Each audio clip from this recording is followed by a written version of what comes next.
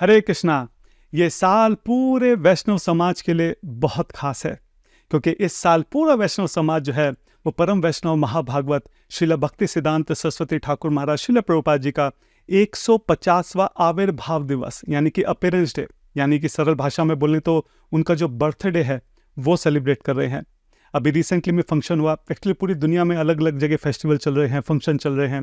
तो इंडिया में जो एक मेजर जो बड़ा फंक्शन हुआ था उसमें अभी रिसेंटली में नरेंद्र मोदी जी भी आए और उन्होंने भी काफ़ी देर तक प्रभुपाद सरस्वती ठाकुर जी का गुणगान किया। तो जो उनका चरित्र है बहुत स्पेशल है, बहुत इंस्पायरिंग है। बहुत सारी बातें जो हैं वो यकीन नहीं होता है कि एक ऐसा कोई महाभागवत कैसे हो सकता है। हाँ, तो उसके बारे में हम लोग जो है आज चर्चा करेंगे। अच्छा, आज ही के दिन जो है हमारे भक्ति वेदांत स्वामी महाराज श्रील प्रभुपाद जी जो है इस्कॉन के फाउंडर, उनके एक बहुत प्रिय शिष्य श्रील गौर गोविंद महाराज जी का भी तिरोभाव दिवस है, डिसअपेरेंस डे है।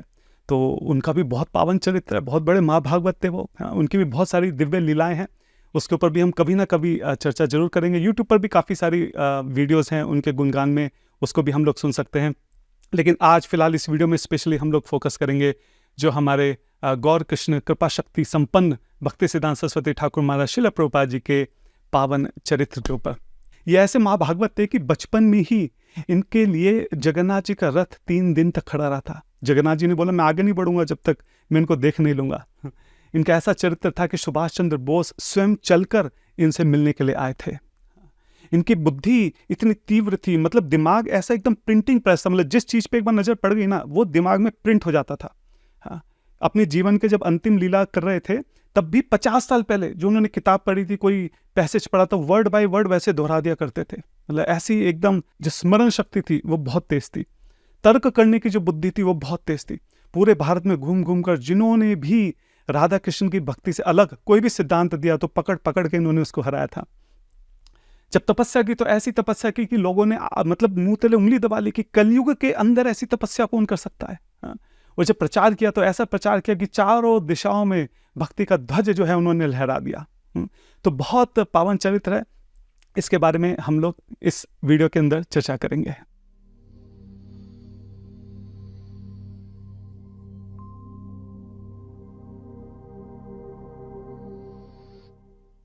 अच्छा, एक समझने वाली बात यह है कि हमारे जैसे, मतलब मेरे जैसे एटलीस्ट नितांत भक्तिहीन, बुद्धिहीन, मायाबद्ध जीव जो है, अधम जो जीव है, वो ऐसे चरित्र को कैसे समझेंगे और कैसे बोलेंगे, ये एक प्रश्न यहाँ पे खड़ा होता है। हाँ, हमारे गुरुजन हमको बताते हैं कि ये बिल्कुल ऐसा है कि जैसे एक छोटी सी चिड़िया जो है वो अपनी छोटी सी चोंच से पूरे समुद्र को पीने का प्रयास कर रही है। इसी तरह हम अपनी छोटी सी बुद्धि से ऐसे महान चरित्र को समझने का और बोलने का प्रयास कर रहे हैं। ये संभव नहीं है। तो फिर क्यों करना है? इसलिए करना है, कई सारे कारण हैं। हमारे जो भक्ति वेदांत स्वामी महाराज श्रील प्रभुपाद जी हैं वो बताते हैं कि जब भी हम भक्तों का गुणगान करते हैं तो कृष्ण को बहुत प्रसन्नता होती है। तो ये एक बहुत बड़ा कारण है। दूसरा कारण है, जब हम ऐसे भक्तों का गुणगान करते हैं तो हमारे जो चेतना है वो शुद्ध होती है, हृदय में जो भी मलिनता है, जो भी अवगुण है, हम वो धीरे धीरे हटते हैं। तीसरा एक कारण है कि जब हम ऐसे भक्तों के चरित्र के बारे में सुनते हैं तो कहीं ना कहीं गर्व की अनुभूति होती है, अपने सौभाग्य की अनुभूति होती है कि इतनी बड़ी गौड़ीय वैष्णव संप्रदाय जिसमें ऐसे ऐसे महान आचार्य रहे हैं। हाँ, क्या योग्यता थी हमारी कि हमको उन्होंने स्वीकार कर लिया। हाँ, तो बहुत एक अपने सौभाग्य के बारे में सोचकर जो है बड़ा अच्छा लगता है। और चौथी बात है कि जब अपना सौभाग्य समझ में आता है तो ये भी समझ में आता है कि इतनी बड़ी कृपा हमारे ऊपर हुई है, अब हमारी क्या जिम्मेदारी है। हमको अपनी भक्ति को कितना सीरियसली लेना है। मतलब इतनी बड़ी कृपा को कोई हम ऐसे लात नहीं मार सकते हैं, हम ऐसे कोई लाइट लेके उसका अपमान नहीं कर सकते इतनी बड़ी कृपा का। तो इन सब कारणों को ध्यान में रखते हुए, स्पेशली भगवान के इतने बड़े पार्षद हैं, उनके इतने प्रिय हैं, तो भगवान की प्रसन्नता के लिए, भक्तों की प्रसन्नता के लिए, अपने चित्त के शुद्धिकरण के लिए हम इनके दिव्य चरित्र का जो है गुणगान करेंगे। तो अपने गुरुजनों से हम प्रार्थना करते हैं, उनका आशीर्वाद लेते हैं ताकि वो हमको शक्ति दें कि ऐसे दिव्य चरित्र के बारे में हम सुन सकें, हम बोल सकें, उसके ऊपर हम चर्चा कर सकें। ओम अज्ञानं तिमिरन्धस्य ज्ञानाञ्जना शलाकया चक्षुरुन्मिलितं येन तस्मै श्री गुरुवे नमः। श्री चैतन्य मनोभीष्टं स्थापितं येन भूतले स्वयं रूपः कदा मह्यं ददाति स्वपदान्कितं। वन्देऽहं श्रीगुरु श्रीयुतपदकमलं श्रीगुरु वैष्णवांश्च श्रीरूपं साग्रजातं सहगना रघुनाथान्वितं तं सजीवं साद्वैत सावधूतं परिजनसहितं कृष्णचैतन्यदेवं श्रीराधा कृष्णपादां सहगना ललिता श्रीविशाखान्वितांश्च। हे कृष्ण करुणा सिंधु दीनबंधु जगतपते गोपीशा गोपिका कांता राधा कांता नमस्तते। तप्त कांचन गौरांगी राधे वृंदावनेश्वरी विष्णुभानुसुते देवी प्रणमामि हरिप्रिये। वंशकल्पतरुभ्यश्च कृपा सिन्धुभ्येव च पतितानां पावनेभ्यो वैष्णवेभ्यो नमो नमः। जय श्री कृष्ण चैतन्य प्रभु नित्यानंद श्री अद्वैता गदाधर शिवासादि गौर भक्तवृंदा। नमो विष्णुपादाय कृष्णपृष्ठाय भूतले श्रीमते भक्तिवेदांत स्वामी इति नामिने। नमस्ते सरस्वती देवे गौरवाणी प्रचारिणे निर्विशेष शून्यवादी पाश्चात्य देश तारिणे। नमो विष्णुपादाय कृष्णपृष्ठाय भूतले श्रीमते भक्ति सिद्धांत सरस्वती इति नामिने। श्री वासना भानवी देवी दायिताय कृपाब्दे कृष्ण संबंध विज्ञान दायिते प्रभवे नमः। माधुर्यज्वल प्रेमाध्या श्री रूपानुगा भक्तिदा श्री गौर करुणा शक्ति विग्रहाय नमस्ते। नमस्ते गौरवाणी श्रीमूर्तये दीनतारिणे रूपानुगा विरुद्ध अपसिद्धांत द्वंत हारिणे। हरे कृष्ण कृष्णा कृष्णा हरे हरे हरे राम राम राम हरे हरे। मुखं करोति वाञ्छालं पंगुं लगते गिरिं यत्कृपातम् अहं वंदे श्री गुरु दीनतारिणम्। हरे कृष्णा। तो प्रभुपाद सरस्वती ठाकुर जी की कहानी शुरू होती है लगभग 1870 के दशक में। उस वक्त जगन्नाथपुरी में केदारनाथ दत्त, जिनको हम सब लोग जो है सच्चिदानंद श्रील भक्तिविनोद ठाकुर महाराज जी के नाम से जानते हैं, वो खुद एक बहुत बड़े महाभागवत हैं, उनको हम सेवंथ गोस्वामी भी बोलते हैं। वो अपनी पत्नी श्रीमती भगवती देवी के साथ जो है जगन्नाथपुरी में रहा करते थे। अच्छा, जो केदारनाथ दत्त जी हैं ये बहुत ऊंचे पद पर थे गवर्नमेंट में। उस वक्त वो डीएम थे, डिस्ट्रिक्ट मजिस्ट्रेट। मतलब अंग्रेजी सरकार में किसी भारतीय का इतनी ऊंची पोजीशन पे होना ये बहुत बड़ी बात है। और इनका जन्म एक्चुअली मायापुर में हुआ था, लेकिन उनका मायापुर में जगन्नाथपुरी में तबादला हो गया था। और बहुत खुश थे अपने तबादले से कि जगन्नाथपुरी में जो है रोज मैं जगन्नाथ जी के दर्शन करूंगा, उनकी सेवा करूंगा। तो वो वहीं पे जगन्नाथपुरी में रहा करते थे। और उस वक्त ऐसा था कि जो डीएम होते थे वही मंदिर की भी देख रेख करते थे। मतलब मंदिर के प्रधान के रूप में एक तरह से वो रहते थे। मंदिर का सारे कार्यभार जो था उनकी नज़र में ही रहता था। तो वो इतने पावरफुल थे, एक तरह से शासन था उनका पूरा वहाँ पे पुरी के में उस वक्त वहाँ पे। तो ये दोनों वहाँ रहा करते थे। अब ये खुद भी इतने बड़े महापुरुष हैं, सोयू किताबें इन्होंने भक्ति के विषय में लिखी हैं, बहुत उन्होंने प्रचार कार्य किया है। तो उस वक्त जब ये प्रचार कर रहे थे तो बहुत तेजी से वहाँ पे प्रचार कार्य हुआ। मतलब लिटरली सोयो जो है वहाँ पे नामहट्ट प्रोग्राम चल रहे थे। हर एक प्रोग्राम में कई कई हजार लोग जो है वहाँ पे जुड़े हुए थे। इतने वास्ट स्केल पे लाखों लोगों को उन्होंने जो है वहाँ पे जोड़ दिया था। अब प्रश्न ये उठ रहा है कि इस प्रचार कार्य को आगे कैसे लेके जाया जाएगा। भक्तिविनोद ठाकुर सोचे जब तक मैं हूँ ठीक है, मेरे बाद क्या होगा, कहीं सब चीज़ें बिखर ना जाए। और ये पिछली भी इसके पीछे एक बहुत बड़ी स्टोरी है कि भक्तिविनोद ठाकुर महाराज ने कितनी मुश्किल से जो भक्ति की मूवमेंट है उसको रिवाइवल किया था। भक्ति की मूवमेंट जो है चैतन्य महाप्रभु की, वो लगभग पूरी तरह से खत्म हो चुकी थी उस वक्त। आप खुद ही सोचो, उनके कई साल लग गए थे उनको सिर्फ चैतन्य चरितामृत की एक कॉपी ढूंढने में, ऐसी हालत थी उस वक्त। तो इतनी मुश्किल से और भी बहुत स्ट्रगल है। हम जब भक्तिविनोद ठाकुर महाराज का कभी चरित्र का के ऊपर चर्चा करेंगे तो हम डिस्कस करेंगे। लेकिन पॉइंट मैं यहाँ पे बोलना चाह रहा हूँ कि बहुत मुश्किल से उन्होंने इस भक्ति मूवमेंट को रिवाइव किया था। चैतन्य महाप्रभु के जो मिशन है, प्रचार कार्य है, उसको बहुत मेहनत से बहुत मुश्किल से रिवाइव किया था। और वो इतनी तेजी से उस वक्त एक्सपेंड हुआ। तो अब ये सवाल खड़ा होता है कि इसको आगे कैसे लेके जाया जाए। ये किसी सामान्य पुरुष की बात नहीं है, किसी सामान्य व्यक्ति की बात नहीं है। वो खुद भी सामान्य नहीं थे और इसको आगे ले जाने के लिए भी कोई दिव्य पुरुष की आवश्यकता थी, किसी महापुरुष की आवश्यकता थी। तो वो जगन्नाथपुरी में बहुत प्रे करा करते थे कि मुझे एक ऐसे पुत्र को दो, जो जिसमें आपकी शक्ति का आवेश हो, जो इस प्रचार कार्य को आगे लेके जा सके। और जगन्नाथपुरी में ही जो विमला देवी जी का मंदिर है, खासकर वहां पे वो बहुत प्रे किया करते थे। अभी अलग से पूरी स्टोरी आती है कि कैसे एक बार शिव जी पार्वती जी के बीच में महाप्रसाद को लेके नोकझोंक हो गई और कैसे पार्वती जी जो है वो विमला देवी के रूप में जगन्नाथ जी में आ गई। लेकिन जगन्नाथ जी को जो भी भोग लगता है वो सबसे पहले विमला देवी जी के पास जाता है। जगन्नाथ जी की बहुत प्रिय हैं। तो जो विमला देवी जी हैं उनसे इन्होंने बहुत इंटेंसली प्रे करा कि मुझे एक ऐसे पुत्र की आवश्यकता है जो प्रचार कार्य कर सके। कई बार प्रश्न उठता है कि विमला देवी जी से ही क्यों किया, जगन्नाथ जी से भी कर लेते तो जगन्नाथ जी से तो कर ही रहे थे, स्पेशली विमला देवी से किया। और वो इसलिए किया कि जो विमला देवी हैं वो एक तरह से माया देवी हैं, तो माया से ही लड़ना है। हाँ, तो जिससे लड़ना है अगर उसी को तुम अपनी साइड कर लो तो थोड़ा ठीक आसान हो जाएगा काम, नहीं? तो उसी भाव से कि अगर विमला देवी जी का आशीर्वाद होगा तो एक ऐसे पुत्र की प्राप्ति होगी जो माया से लड़ सकेगा, क्योंकि स्वयं माया द्वारा जो है वो आशीर्वाद जो है उसको प्राप्त होगा। तो जो विमला देवी जी हैं उनके मंदिर में बहुत उन्होंने प्रार्थना की, काफ़ी तपस्या की, कई व्रत किए, उनकी परिक्रमा करी, हाँ, कि हमें कैसे पुत्र की प्राप्ति हो। और फिर आता है 6 फरवरी 1874 का दिन, शुक्रवार का दिन था, फ्राइडे का दिन था, दोपहर को 3:30 हुए थे उनके घर पे। और उस वक्त जो है श्रीमती भगवती देवी जी ने एक बहुत दिव्य पुत्र को जन्म दिया। अंदर से दाई माँ जो है वो दौड़ती हुई आती हैं कि बधाई हो, बधाई हो। अच्छा, भक्ति विनोद ठाकुर महाराज का वहाँ पे ओहदा इतना बड़ा था कि वहाँ पे हमेशा हजारों लोग तो उनके आसपास ऐसे ही घूमते रहते थे। तो जैसे ही पता लगा कि एक पुत्र का जन्म हुआ है, चारों तरफ मिठाइयाँ बंटने लगी, ढोल नगाड़े बजने लगे, सब लोग बहुत खुश हुए। और तभी वहाँ पे एक बहुत विलक्षण वहाँ पे बात नोट करी, और वो देखा कि जिस पुत्र का जन्म हुआ है उसके शरीर पे ऐसे नाड़ी लिपटी हुई है, माँ की जो नाड़ी होती है, हाँ, वो पूरी ऐसे लिपटी हुई है जनेऊ की तरह।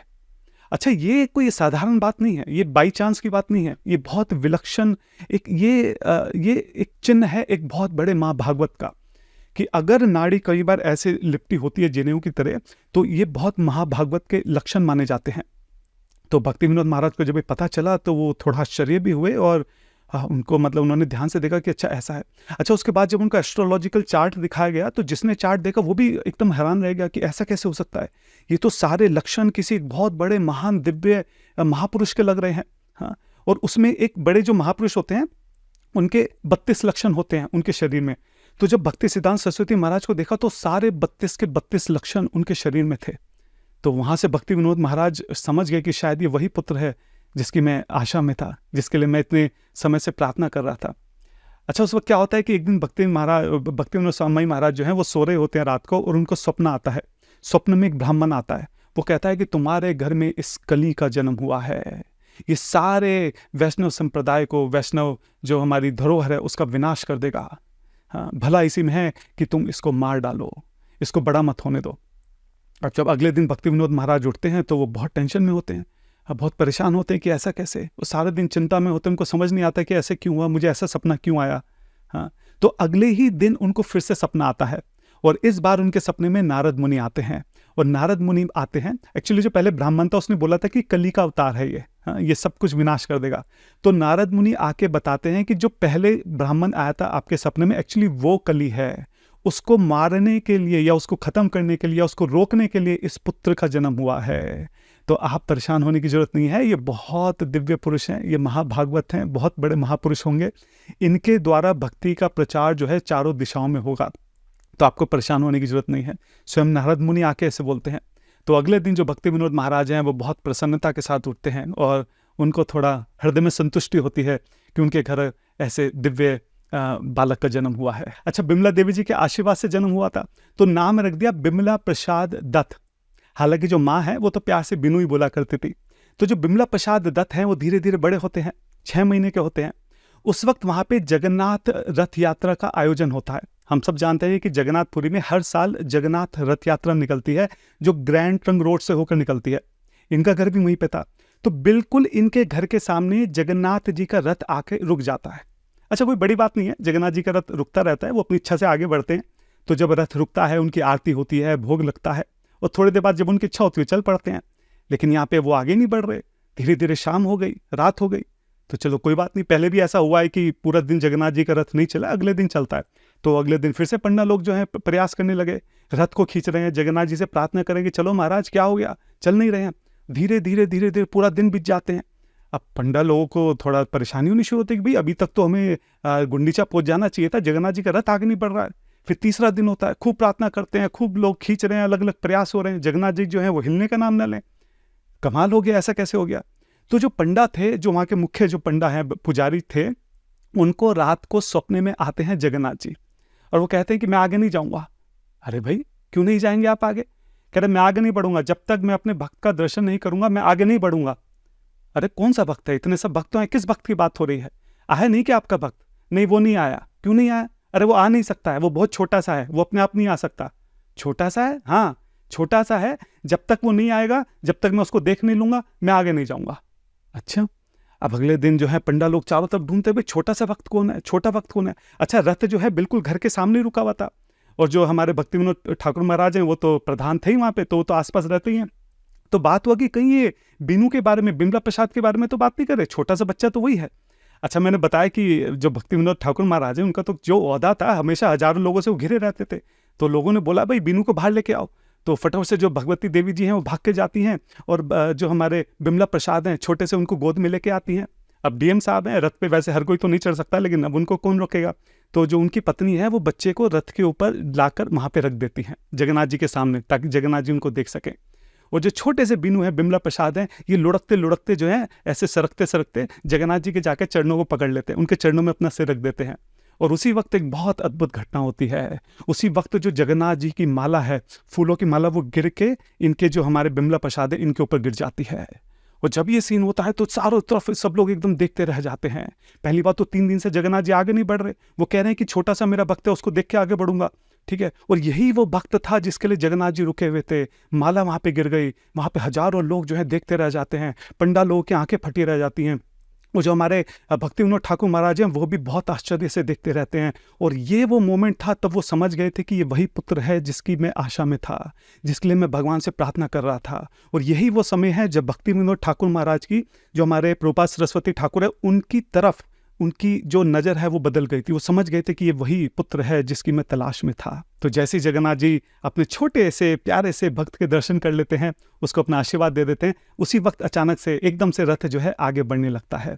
तो ये वो समय था कि सब लोग समझ गए थे कि एक बहुत महान दिव्य विभूति का, एक महापुरुष का जन्म जो है वो इस परिवार में हुआ है। और इस तरह जो हमारे बिमला प्रसाद हैं वो धीरे धीरे बड़े होते हैं। और जब वो लगभग 3.5 साल के थे, 3.25 साल के, 4 साल भी पूरे नहीं हुए थे, एक और बहुत अद्भुत घटना होती है। छोटे से बिमला प्रसाद आंगन में खेल रहे होते हैं। आम का सीजन था, घर में आम की पेटी आई थी। खेलते खेलते बिमला प्रसाद आम की पेटी के पास जाते हैं। अब आम फलों का राजा है, उसमें से इतनी बढ़िया सुगंध आ रही थी, मीठे मीठे आम थे। तो बिमला प्रसाद एकदम उस आम को उठाता है और एकदम खाने लगता है। मतलब होठों से टच भी नहीं हुआ था, मुंह के पास ही लेकर आए थे। तो भक्ति विनोद महाराज दूर से देख लेते हैं, वो एकदम आवाज लगाते, बीनू रुको, ये क्या कर रहे हो। तो वो एकदम रुक जाते हैं, वो गंभीर हो जाते हैं। तो पूछते हैं, अरे अभी तो ये आम की पेटी आई है, अभी तो ठाकुर जी को भोग भी नहीं लगा, तुम ऐसे ऐसे सोच कैसे सकते हो खाने की। और उसी वक्त बीनू समझ गए कि उनसे एक बहुत बड़ा अपराध हो गया है। बिना ठाकुर जी को भोग लगाए उन्होंने किसी वस्तु को भोगने का प्रयास किया है, उनके दिमाग में ऐसा है। तो उस वक्त जो भक्ति विनोद महाराज थे अपनी पत्नी के साथ बीनू को बुलाते हैं, पास में बुलाते हैं और उसको प्यार से बात समझाते हैं कि बेटा हम लोग वैष्णव हैं, हम किसी भी वस्तु, चाहे वो घर में बने या बाहर से आए, बिना ठाकुर जी को भोग लगाए ग्रहण नहीं कर सकते हैं। हम अपने ठाकुर जी हमारे परिवार का सदस्य हैं, उनको हम कैसे भूल सकते हैं।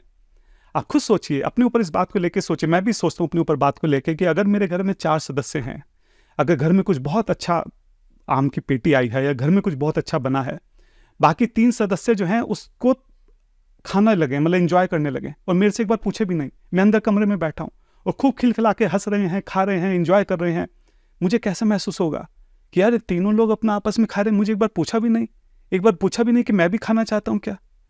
अब आप सोचिए, जो ठाकुर जी हैं वो भी तो हमारे घर के सदस्य हैं। हमारे घर में कुछ अच्छा बना है, कोई चीज़ बाहर से अच्छी आई है, और हम उसको सब लोग घर के परिवार के बचे हुए लोग जो है सब भोगना शुरू कर दें, और ठाकुर से एक बार पूछा भी नहीं, वो कैसा लगेगा। वो दूर से बैठ के देख रहे हैं कि सब लोग आपस में खा रहे हैं, मेरे से एक बार पूछा भी नहीं किसी ने। हाँ? आप सोचिए कि क्या आपने भगवान की कोई लीला ऐसी सुनी है जिसमें ठाकुर जी अकेले कुछ खा रहे हों। हम जितनी भी भगवान छोटे जो कृष्ण हैं, जितनी भी उनकी लीलाएं देखते हैं अपने ग्वालों के साथ, खूब भीड़ में बैठ के खाते हैं, सबके साथ खाते हैं, मिलजुल के खाते हैं, अकेले तो कभी नहीं खाते। हाँ, कोई ऐसी लीला है, कोई ऐसा चित्र, कोई ऐसी फोटो है, कहीं हमने देखा कि भगवान अकेले बैठ के कुछ खा रहे हो। ऐसा नहीं है। कृष्ण कभी भी अकेले नहीं खाते हैं, वो हमेशा सबके साथ मिलकर खाते हैं। तो हम ये गलती कैसे कर सकते हैं। ठाकुर जी भी हमारे परिवार का हिस्सा, ये कैसे संभव है कि हम सब आपस में मिलकर कुछ खा लें और ठाकुर जी से पूछे भी नहीं। एक बार सोच के देखिए कि उनको कैसा लगेगा जब वो दूर से देख रहे होंगे कि सब लोग खा रहे हैं और उनको बेचारे भूखे हैं, उनको वहां किसी ने पूछा भी नहीं। तो ये बात भक्ति विनोद ठाकुर जो हैं छोटे से बीनू को समझाते हैं। बीनू की आंखों में आंसू आ जाते हैं, वो रोने लगता है, वो बोलते हैं मुझसे बहुत बड़ा अपराध हो गया, मुझे क्षमा कर दो। हाथ जोड़ के छोटे से बिमला प्रसाद माफी मांगते हैं। तो भक्ति विनोद ठाकुर बोलते हैं कि ये जो अपराध है ये हमारी तरफ नहीं हुआ है, ये ठाकुर जी की तरफ हुआ है, आप उनसे जो है क्षमा मांगिए। तो छोटे से बिमला प्रसाद भागते भागते भागते भागते मंदिर की तरफ जाते हैं, जगन्नाथ जो मंदिर है, हाँ, भागते भागते अंदर जाते हैं, सीधा जगन्नाथ जी के पास जाते हैं। डीएम साहब के बच्चे थे, उनको तो कोई रोक टोक थी नहीं, सीधा जगन्नाथ जी के पास जाते हैं, सीधा उनके पैरों में गिर जाते हैं, हाँ, हाथ जोड़ते हैं, आंखों में आंसू होते हैं, हाँ, और अपनी गलती वो बताते हैं कि मैंने आज क्या अपराध किया है, मुझे क्षमा कर दीजिए, मैं वचन देता हूँ मैं दोबारा जीवन में ऐसा नहीं करूँगा। वो बोलते हैं कि मेरा अपराध सिर्फ आपके प्रति नहीं हुआ है, मेरा अपराध उस आम के प्रति भी हुआ है, जो आम है, जिसका जन्म जो है इस पवित्र धाम में हुआ था। वो तो यही सोच के उत्पन्न हुआ था कि वो भगवान की सेवा में इस्तेमाल होगा। मैंने क्या किया, बिना भोग लगाए उसको अपने लिए इस्तेमाल करने लगा। ये थॉट, ये बात मेरे दिमाग में आई कैसे, मुझे यकीन नहीं हो रहा है। मैंने तो एक धामवासी की सेवा ले ली। और खाली धाम की बात नहीं है, इस सृष्टि में हर एक चीज जो उत्पन्न हो रही है वो इसी भाव से उत्पन्न हो रही है कि वो ठाकुर जी की सेवा में इस्तेमाल होगी।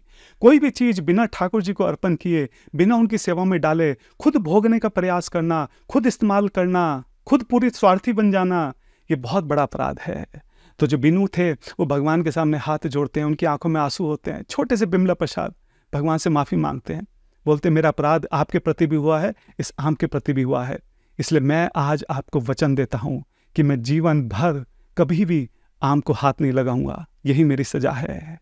अब आप सोचिए, वो छोटे से 3.5 साल का बच्चा था और लगभग 64 साल तक जो हमारे प्रभुपाद सरस्वती ठाकुर जी उन्होंने इस धरातल पर अपनी लीला करी है, लगभग बचे हुए 60 साल उन्होंने कभी आम को हाथ नहीं लगाया। बाद में इतने बड़े आचार्य आते, इतने लोग अलग अलग चीज़ें लेके आते थे, गिफ्ट लाते थे, जो उनके शिष्य थे वो उनको आम जो है बताया करते थे कि महाराज जी आम है, ला दें क्या। उन्होंने कभी हाथ नहीं लगाया, उन्होंने बोला नहीं, मैं इसका अपराधी हूँ, मैं कभी इसको हाथ नहीं लगा सकता हूँ। छोटे से बच्चे ने जो प्रण लिया था, जो प्रतिज्ञा ली थी, वो जीवन भर उन्होंने उस आम को हाथ नहीं लगाया। अब आप सोचिए, अगर हम इस तरह से सोचने लगे कि जो चीज़ मैंने बिना भगवान के भोगी है मैं उसको हाथ नहीं लगाऊंगा, मुझे तो लगता है जीवन में किसी भी चीज़ को हाथ नहीं लगा पाएंगे हम, चाहे वो खाने की वस्तु, चाहे और भी कोई वस्तु हो। अब हमारे जो बिमला प्रसाद है वो धीरे धीरे और बड़े होते हैं, और जैसे जैसे वो बड़े होते हैं सबको धीरे धीरे एहसास होता है कि इनकी बहुत ही विलक्षण, बहुत ही तीव्र बुद्धि है। मतलब स्मरण शक्ति ऐसी है कि जिस चीज़ के ऊपर एक बार नज़र पड़ गई वो हमेशा हमेशा के लिए दिमाग में प्रिंट हो जाया करती थी। और यही कारण था कि केवल 7 साल की उम्र में उनको पूरी भगवत गीता, भागवतम, कितने सारे गौड़िया वैष्णव जो ग्रंथ हैं वो कंठस्थ हो गए थे। खाली कंठस्थ ही नहीं हुए, उनके हृदय में उतर गए थे। छोटे से बिमला प्रसाद अपने पिताजी के साथ जितने भी प्रचार कार्य हैं वहाँ जाया करते थे, हाथ में यहाँ पे किताब दबा के अपने पिताजी की उंगली पकड़ के साथ साथ चला करते थे।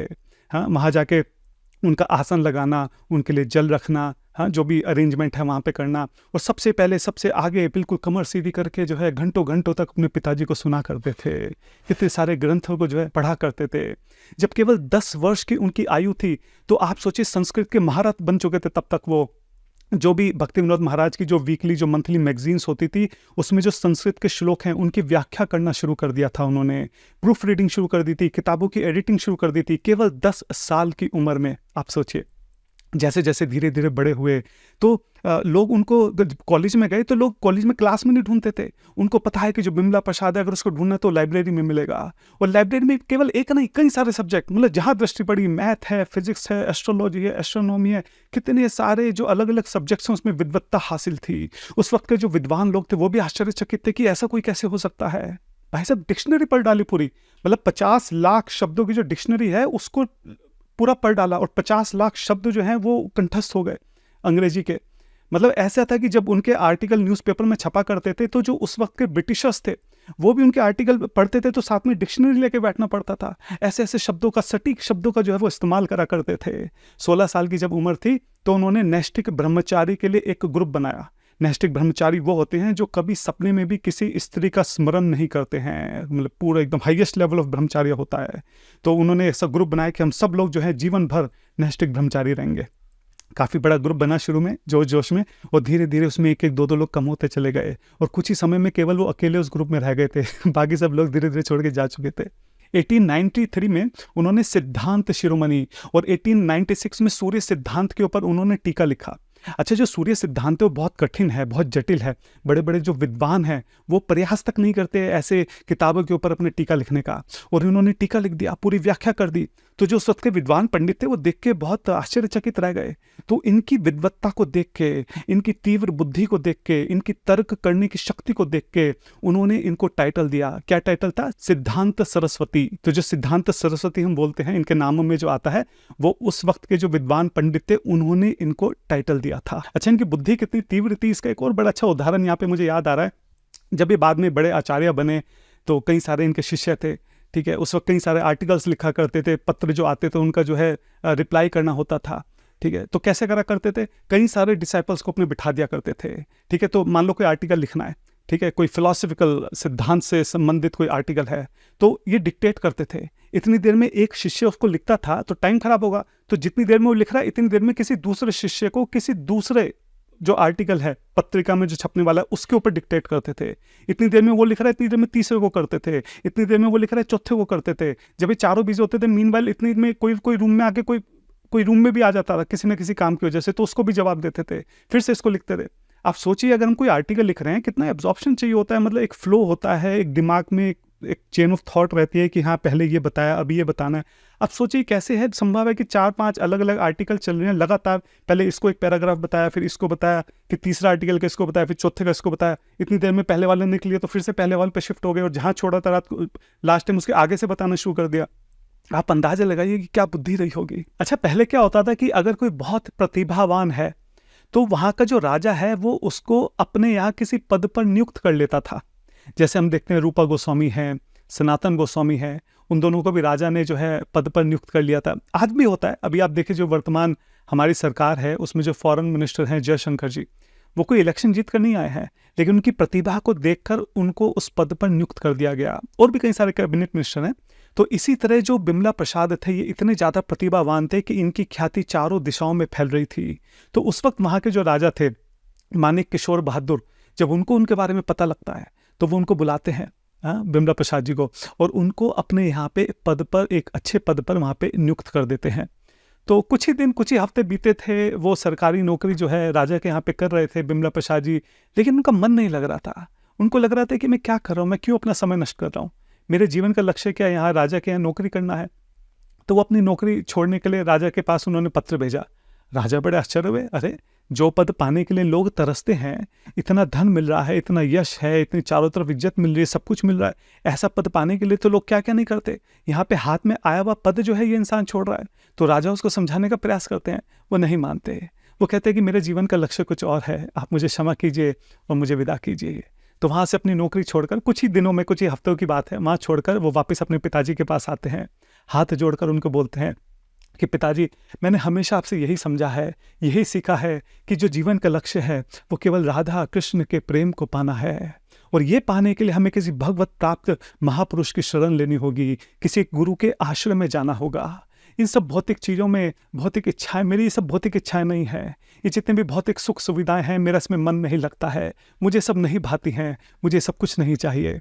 आप मेरा मार्गदर्शन कीजिए, मुझे कोई ऐसा रास्ता दिखाइए कि मैं किसी ऐसे भगवत प्राप्त गुरु की शरण ले सकूं। अच्छा, इनको जो नरसिंहदेव मंत्र है वो अपने पिताजी से पहले ही मिल चुका था। एक बार जो भक्ति विनोद महाराज हैं वो अपने घर के लिए खुदाई करवा रहे थे, उस खुदाई के दौरान उनको एक शालिग्राम मिलती है जिसमें कुर्म देव की छवि जो है वो अंकित होती है। तो उस वक्त बिमला प्रसाद छोटे से थे, वो शालिग्राम देख के उनका मन जो है एकदम मचल गया। उनको लगा कि काश मुझे ये मिल जाए, काश मैं इसकी सेवा कर सकूं। तो पिताजी के पास जाके बोलते हैं कि आप इतने विग्रह की सेवा करते हैं, कृपया करके ये विग्रह आप मुझे दीजिए, हम भी इनकी सेवा करना चाहते हैं। अब कोई अवैष्णव जो है वो विग्रह की पूजा नहीं कर सकता, उसका वैष्णव होना जरूरी है। तो भक्ति विनोद महाराज वो शालिग्राम देते हैं, लेकिन साथ में नरसिंह मंत्र भी देते हैं कि अब इस नरसिंह मंत्र को जपते हुए तुम इन शालिग्राम की सेवा कर सकते हो। तो नरसिंह मंत्र जो है वो पिताजी से मिल चुका था, लेकिन यहाँ पर बात हो रही है हरि नाम दीक्षा की। तो यहाँ पे जब बिमला प्रसाद जी अपने पिताजी को बोलते हैं कि पिताजी मुझे किसी भगवत प्राप्त गुरु की शरण लेनी है, तो वो हरि नाम दीक्षा के बारे में बात कर रहे थे। तो जो पिताजी हैं वो सुन के बहुत प्रसन्न हो जाते हैं।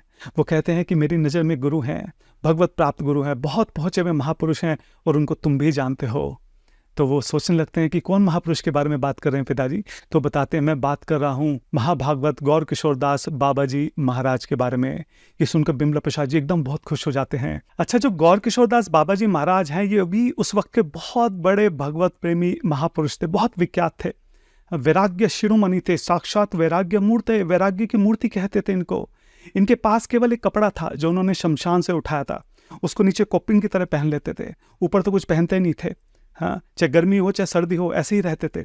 एक कहीं से टूटा हुआ लोटा जो है उठा के ले आए थे, अगर पानी पीना होता तो उसमें भर के पी लेते थे, बस। और कोई पोसेशन नहीं था इनके पास। उसके अलावा कंटिन्यूअस पूरा, चाहे दिन हो चाहे रात हो, चाहे गर्मी हो चाहे सर्दी हो, चाहे कैसा भी हो, दिन रात हमेशा भगवत नाम का जो है, भगवान के नाम का जप करा करते थे। इनकी आंखों से हमेशा आंसू बहते रहते थे और राधा कृष्ण के विरह में जमीन पे लोट पोट रहा करते थे, विरह की अग्नि में जलते रहते थे। बहुत बड़े महापुरुष थे। तो जो गौर किशोर दास बाबा जी महाराज हैं, वो भक्ति विनोद महाराज जी के मित्र थे। उनके घर पे आया करते थे, उनसे कथा सुना करते थे। तो इस कारण जो बिमला प्रसाद हैं, वो गौर किशोर दास बाबा जी महाराज को भी अच्छे से जानते थे। तो कहीं ना कहीं उनके हृदय में पहले से ही ये था कि वो गौर किशोर दास बाबा जी महाराज से दीक्षा लेना चाहते हैं।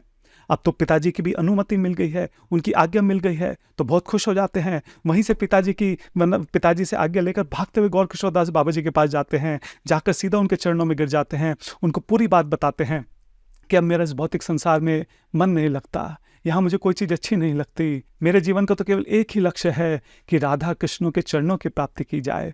और ये जो राधा कृष्ण के प्रेम का धन है, ये आपके हृदय में है, केवल आप ही इसको मुझे दे सकते हैं।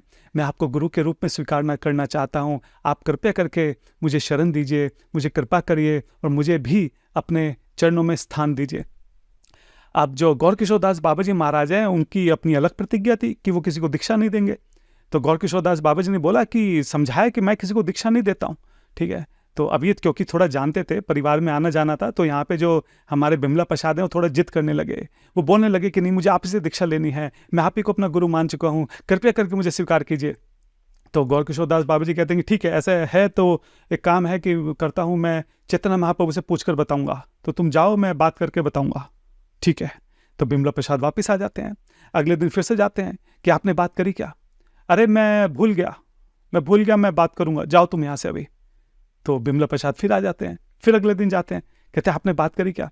अरे मैं बूढ़ा आदमी हूँ, मुझे कुछ याद नहीं रहता, पागल हूँ मैं, ठीक है, मैं बात करूंगा, जाओ तुम यहाँ से। अच्छा, चले जाते हैं। फिर से आते हैं कि आपने बात करी क्या? हाँ, तो कहते हैं कि हाँ कर ली बात, मना कर दिया उन्होंने। उनका कहना है कि जो ऐसे धनवान हैं, गुणवान हैं, जिनका इतना अभिमान है अपने ज्ञान के ऊपर, हाँ, ऐसे लोगों को दीक्षा नहीं देनी चाहिए। ऐसे लोगों का कभी उद्धार नहीं हो सकता। ऐसे लोग कभी भी राधा कृष्ण के कृपा को, उनके प्रेम को ना समझ सकते हैं, ना जान सकते हैं, ना पा सकते हैं। तो बात कर लिया मैंने। ये सुनकर बिमला प्रसाद की आंखों में आंसू आ जाते हैं। उन्हें लगता है कि शायद वो अपने गुरु का जो भजन है उसमें विघ्न पैदा कर रहे हैं। लेकिन अगर गुरु ही मुझे नहीं स्वीकारने को तैयार हैं, तो मेरे इस जीवन का लाभ क्या है? मैं जीकर करूँगा क्या? जैसे एक पत्नी है, विवाह के पश्चात वो अपने पति के अलावा किसी का स्मरण नहीं करती है। इसी तरह जब एक बार किसी को गुरु स्वीकार कर लेते हैं, तो दोबारा किसी गुरु का स्मरण जो है वो दिमाग में नहीं आता है। तो बिमला प्रसाद सोचने लगे कि भाई अगर ऐसा है तो मेरे जीवन जीने का कोई अर्थ अब बचा नहीं है। अगर गुरु ही शरण देने के लिए तैयार नहीं है, तो इस जीवन जीने का क्या लाभ, इस जीवन जीने का क्या अर्थ? तो निश्चय करते हैं कि मैं गंगा में डूबकर अपनी जान दे देता हूँ, अब तो यही एक रास्ता बचा है। और ये सोचकर वो गंगा नदी की तरफ बढ़ना शुरू करते हैं। गौर किशोर दास बाबा जी पीछे से देख रहे होते हैं। वो समझ जाते हैं कि ये कहाँ जा रहे हैं। वो पीछे से आवाज़ लगाते हैं, बिमला प्रसाद इधर आओ। तो बिमला प्रसाद इधर आते हैं और गौर किशोर दास बाबा जी उनकी आंखों में देखकर बोलते हैं कि एक काम करो, जाओ गंगा नदी में स्नान कर आओ। तो बिमला प्रसाद समझ जाते हैं, खुश हो जाते हैं, वो फट हो जाते हैं, गंगा नदी में स्नान करके आते हैं, उनके आकर सामने बैठते हैं। और उस वक्त वहाँ पे ये बात है जनवरी 1900 की, 1900, ठीक है, वो ऐतिहासिक दिन जब गौर किशोर दास बाबा जी महाराज हमारे बिमला प्रसाद को इनिशिएशन देते हैं, दीक्षा देते हैं। और उनका जो नया दीक्षित नाम होता है वो होता है वासना भानवी देवी दैत दास। वासना भानवी देवी जो है ये राधा रानी का नाम है। विष्णु भानु यानी कि राधा रानी के पिता विष्णु भानु की पुत्री वासना भानवी देवी। दैता, दैता मतलब कि कोई ऐसा जिसने अपना दिल किसी को दे दिया, अपनी तरफ पूरी तरह से किसी को समर्पित कर दिया है। तो वो जिसको राधा रानी ने अपना हृदय दिया है, यानी कि कृष्ण, उनके दास वासना भानवी देवी दैता दास। वैष्णव भानवी देवी राधा ने जिसको दिल दे दिया है, समर्पण कर दिया है, उसके दास।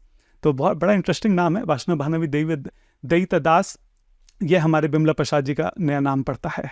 अब दीक्षा लेने के बाद जो हमारे वैष्णव भानवी देवी दयित दास प्रभु जी हैं, वो अपने गुरु गौर किशोर दास बाबा जी के साथ उनकी सेवा में रहना शुरू करते हैं।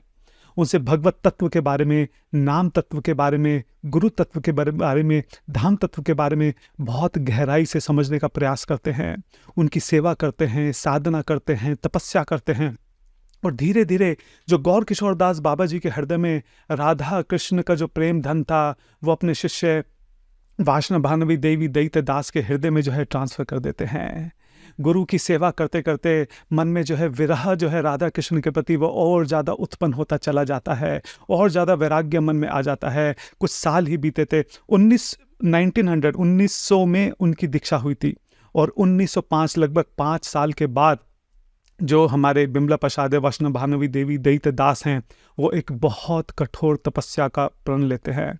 वो कहते हैं कि अब मैं 100 करोड़ नाम लूँगा। कितने? 10 साल में। यानी कि डेली रोज उनको लगभग 192 यानी कि 192 राउंड्स जो हैं हरे कृष्णा महामंत्र की माला के उनको करने होंगे, जिसमें लगभग 18-20 घंटे लग जाते हैं। तो मायापुर में एक चंद्रशेखर भवन है, तो वहाँ पे ये अपनी छोटी सी कुटिया बनाते हैं। कुटिया के बाहर ही एक छोटा सा गोवर्धन बनाते हैं, राधा कुंड, श्याम कुंड बनाते हैं, और वहाँ पे माला लेकर इस कठोर तपस्या के लिए बैठ जाते हैं। धीरे धीरे दिन बीतते हैं, गर्मी होती है, सर्दी होती है, धीरे धीरे उनके बाल बढ़ने शुरू हो जाते हैं, शरीर के यहाँ पे दाढ़ी जो है उनकी बढ़नी शुरू हो जाती है। शरीर पे केवल उनके एक कपड़ा था। धीरे धीरे जो राधा कृष्ण के प्रति विरह का भाव है वो बढ़ता चला जाता है, आंखों से आंसू बहने शुरू हो जाते हैं। और जो उन्होंने गोवर्धन बनाया था वो वहाँ पे उसकी परिक्रमा करा करते थे। और धीरे धीरे जब ये विरह जो है अपनी चरम स्थिति पर पहुँच जाता है, तो जो एक्सटर्नल है, उनका अपना शरीर है, आसपास की चीज़ों का उनको आभास नहीं रहता है। आंखों से हर वक्त उनके आंसू बहते रहते थे, और पागलों की तरह हे गौरंगा, हे निताई, हे गौरंगा करके वो भागते रहते थे, गोवर्धन की परिक्रमा करते थे। कई बार ठोकर खा के गिर जाते थे। उनके पैरों में कोई चप्पल नहीं थी, पैरों से कई बार खून बहता रहता था। बिना किसी बात की परवाह किए वो वहाँ पे अपनी कठोर जो तपस्या है, साधना है, उसको वहाँ पे वो कर रहे थे। अच्छा, खाते क्या थे?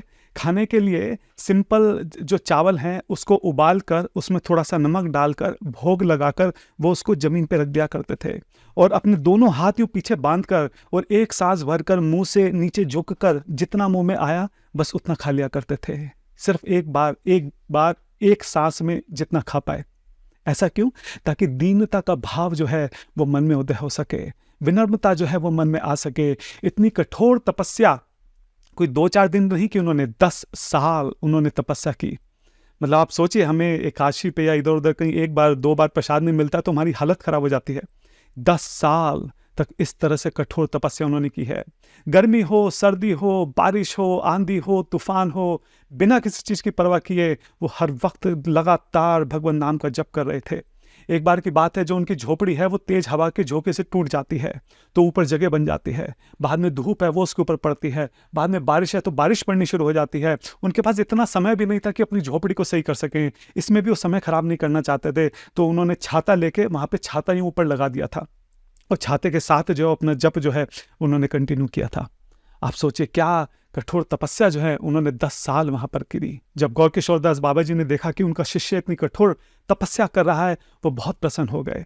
उन्होंने कहा कि जब मैं अपने शिष्य को देखता हूँ तो मुझे रघुनाथ दास का स्मरण होता है, मुझे रघुनाथ दास गोस्वामी की छवि जो है अपने शिष्य में दिखाई देती है। वो बहुत प्रेम से अपने शिष्य को, वैष्णव भानवी देवी दयित दास को अमार प्रभु बोलते थे कि अमार प्रभु मेरे प्रभु हैं। ये अमार प्रभु जो है बहुत एक डिवोशनल, एक पर्सनल वर्ड है, मतलब किसी को बोलते मेरा है अमार प्रभु। जनरली जो शिष्य है वो अपने गुरु के लिए ऐसा बोलते हैं कि अमार प्रभु। यहाँ पे जो गुरु है वो अपने शिष्य के लिए ऐसा बोल रहा है कि अमार प्रभु। और उनकी कठोर तपस्या चल ही रही होती है कि 1914 में भक्ति विनोद ठाकुर महाराज जो हैं वो अपना शरीर त्याग कर राधा कृष्ण की नित्य लीलाओं में प्रविष्ट हो जाते हैं। और उसके अगले ही साल 1915 में गौर किशोर दास बाबा जी महाराज भी अपना शरीर छोड़कर वो भी नित्य गोलोक धाम वापस लौट जाते हैं। अपने गुरु से इनको बहुत विरह उठता है। और जब ये गौर किशोर दास बाबा जी गए थे, एक्चुअली इतने बड़े, इतनी ख्याति थी इनकी कि वहाँ पे जो और बाबा जी लोग थे आसपास, उसमें बहुत ढोंगी भी थे। तो वो चाहते थे कि किसी तरह से जो गौर किशोरदास बाबा जी की बॉडी है, जो उनका शरीर है, किसी तरह से हमको मिल जाए। हम यहाँ पे इनकी समाधि बनाएंगे, क्योंकि इनकी समाधि पे दर्शन करने के लिए लोग आएंगे तो चंदा चढ़ेगा, तो हमारा खर्चा निकलता रहेगा। तो इस भाव से अलग अलग बाबा जी जो थे वो ही आपस में लड़ने लगे। कोई कह रहा है कि नहीं इसको मैं लूंगा, कोई कह रहा है मैं लूंगा। तो उस वक्त वहां पे हीरालाल गोस्वामी जी तो एक थे। जब उन्होंने देखा कि क्या चल रहा है, तो उन्होंने जल्दी से कृष्ण चैतन्य दास एक ब्रह्मचारी थे, उनको भगाया कि जल्दी से भाग के जाओ। और भक्ति सिद्धांत सरस्वती महाराज, मतलब उस वक्त जो वैष्णव भानवी देवी दयिता दास थे, जल्दी से उनको बुला कर लाओ। तो जब वहां पे आते हैं, वो देखते हैं कि सारे बाबा जी तो आपस में बुरी तरह से लड़ रहे हैं। मतलब पुलिस को फोन कर दिया, ऐसी हालत हो गई। सब लोग लड़ रहे हैं कि इनका शरीर मैं लूंगा, इनकी समाधि मैं बनाऊंगा। तो वहां पे जो वैष्णव भानवी देवी दयिता दास हैं, वो कहते हैं कि मेरे गुरु महाराज हैं, इनके शरीर के ऊपर मेरा अधिकार है, मैं इनके शरीर को लूंगा। तो सारे बाबा जी मना कर देते हैं। वो कहते हैं कि नहीं, तुम बाबा जी नहीं हो, बाबा जी के शरीर के ऊपर केवल हमारे बाबा जी का ही अधिकार हो सकता है। तो वहां पे वैष्णव भानवी देवी दयिता दास बोलते हैं कि बाबा जी केवल कपड़ों से नहीं होते, बाबा जी का जो रिनंसिएशन है, जो वैराग्य है, वो मन से होता है। क्या आप में कोई ऐसा है जिसने पिछले 1 साल तक किसी स्त्री का स्मरण ना किया हो? अगर कोई है तो वो आगे आए और केवल वही इनके शरीर को छू सकता है। अब सारे बाबा जी एक दूसरे की शक्ल देखने लगते हैं, भाई ऐसा तो कोई नहीं है जिसने 1 साल तक किसी स्त्री का स्मरण ना किया हो।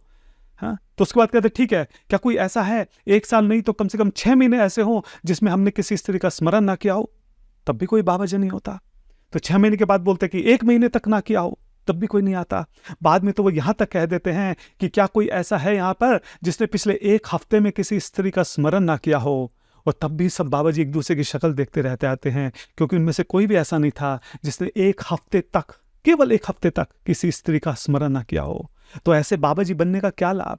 केवल सफेद वेशभूषा पहनने से कोई बाबा जी बन जाता है क्या? तो फिर वहां पे जो हमारे वैष्णव भानवी देवी दयिता दास हैं, वो आगे आकर उस शरीर को अपने हाथों में उठा लेते हैं, और उस वक्त कोई कुछ नहीं कर पाता है, और वो उनको अपने साथ ले जाते हैं और उनकी समाधि बनाते हैं। अपने गुरु के जाने के बाद रो रो कर उनके विरह में उनकी आंखें सूज जाती हैं। वो केवल दिन रात उनका स्मरण करते हैं, अपनी तपस्या को और कठोर कर देते हैं। वो अपने गुरु से कितना प्रेम करते हैं, इसके कई सारे उदाहरण हैं। एक उदाहरण मैं बताता हूं कि एक बार क्या हुआ, ये बहुत बात की बात है।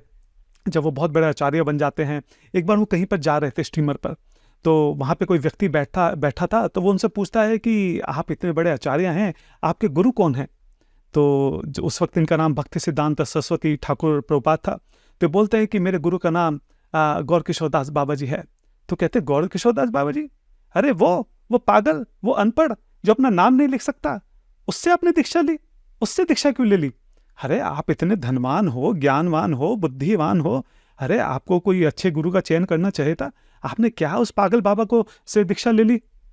तो जब ये बात भक्ति सिद्धांत सरस्वती महाराज सुनते हैं, तो उनकी आंखों में आंसू आ जाते हैं कि इनके गुरु के बारे में कोई ऐसा कैसे बोल सकता है। तो कहते हैं आप एक बात बताइए, ये जो स्टीमर है ये कैसे चल रहा है, इसके अंदर क्या है, ये कैसे चल रहा है? तो व्यक्ति बोलता है अरे कोई पूछने की बात है, इसके अंदर इंजन लगा हुआ है, उस इंजन से चल रहा है। तो बोलते हैं लेकिन वो इंजन दिख तो नहीं रहा। अरे तो दिखेगा कैसे, इंजन तो अंदर है ना, इंजन अंदर है, ये ऊपर तो इसका शरीर है, तो इंजन की वजह से ही स्टीमर चल रहा है। तो भक्ति सिद्धांत महाराज बोलते हैं बिल्कुल ऐसे ही, ये जो आपको ऊपर से जितने भी अलग अलग गुण दिखाई दे रहे हैं, जो भी ये प्रचार कार्य दिखाई दे रहा है, इन सब के पीछे जो मोटर लगी हुई है, जो इंजन है, वो इंजन मेरे गुरु का दिया हुआ है। वो जो गुरु ने मुझे प्रेम धन दिया है, जो कृपा दी है, वह मेरे हृदय में है, और वही इंजन है। वो इंजन तुमको दिखाई नहीं दे रहा है, ये ऊपर की जो बाहरी वस्तुएं हैं ये तुमको दिखाई दे रही हैं। गौर किशोरदास बाबा जी महाराज ने इनको 3 आदेश दिए थे। पहला दिया था कि आप कभी भी कोलकाता शहर नहीं जाएंगे, कोलकाता तो स्पेसिफिकली नहीं जाएंगे। आप कभी भी भविष्य में शिष्य नहीं बनाएंगे, और आप कभी भी जो भौतिकवादी व्यक्ति हैं कि कोई बहुत धनवान है, बहुत अमीर है, राजा है, इनमें से किसी का भी संग नहीं करेंगे। अच्छा, अभी हम आगे जाके देखेंगे जो गौर किशोरदास बाबा जी हैं, उन्हीं की ही आज्ञा थी कि आप प्रचार कार्य भी करेंगे। अब प्रचार कार्य करने के लिए 3 चीजें जरूरी हैं। शहर में भी जाना पड़ेगा, भाई मंदिर खोलने पड़ेंगे, मठ खोलने पड़ेंगे, आगे शिष्य बनाने पड़ेंगे प्रचार कार्य को फैलाने के लिए। हाँ, और जो धनवान व्यक्ति हैं, जो पावरफुल लोग हैं, उनसे भी मिलना पड़ेगा, वो लोग भी हेल्प करते हैं प्रचार कार्य में। तो 3 काम करने पड़ेंगे। तो जो भक्ति सिद्धांत सरस्वती महाराज हैं, इन्होंने 3 काम करे। तो जब इनसे बाद में किसी ने पूछा कि अरे आपके गुरु महाराज का तो कहना था कि आप शहर नहीं जाएंगे, लेकिन आप तो कोलकाता गए, तो बोला हाँ मैं कोलकाता नहीं गया, मैं कोलकाता के अंदर जो हमारे मठ है वहां गया हूँ। जो हमारे मठ है वो वैकुंठ है। हाँ, तो मैं सिटी में नहीं गया, सिटी से मुझे कोई लेना देना नहीं है, मैं तो अपने मठ में गया था, वैकुंठ जो है वहां पे गया था। अरे तो लेकिन आपने डिसाइपल्स तो बनाए ना, आपने शिष्य तो बनाए। हाँ, तो गुरु ने तो मना किया था शिष्य नहीं बनाने। तो उन्होंने बोले मेरे शिष्य नहीं है, ये मेरे गुरु के ही द्वारा भेजे गए शिष्य हैं जो प्रचार कार्य में मेरी सहायता कर रहे हैं। सही बात तो यह है कि मैं खुद ही इनका सेवक हूँ। हाँ, तो मेरे शिष्य नहीं है, मैं इनका शिष्य हूँ, ऐसे करके बोला। अच्छा, और आपके गुरु ने बोला था कि जो बड़े बड़े लोग हैं, धनवान व्यक्ति हैं, जो भी पावरफुल इन्फ्लुएंशियल पीपल हैं, लोग हैं, इनसे नहीं मिलना है, लेकिन आप तो इन सबसे मिल रहे हैं, आप तो इन सबका जो है एसोसिएशन ले रहे हैं, इन सबका जो है संग ले रहे हैं। तो भक्ति सिद्धांत महाराज कहते हैं मैं इनका संग ले नहीं रहा हूँ, मैं तो इनको संग दे रहा हूँ। जैसे ये है, मैं इनसे कुछ भी ग्रहण नहीं कर रहा हूँ, बल्कि जो भी भगवत भक्ति मैंने अपने गुरु से प्राप्ति है वो इनको देने का प्रयास कर रहा हूँ। तो इस तरीके से, हालांकि इनके गुरु की दो विरोधाभास आज्ञाएं थी कि प्रचार भी करना और ये सब नहीं करना, तो दोनों गुरु की आज्ञाओं का इन्होंने पालन किया, प्रचार भी किया और जो बाकी भी गुरु की इंस्ट्रक्शन थी उसको भी इन्होंने फॉलो किया।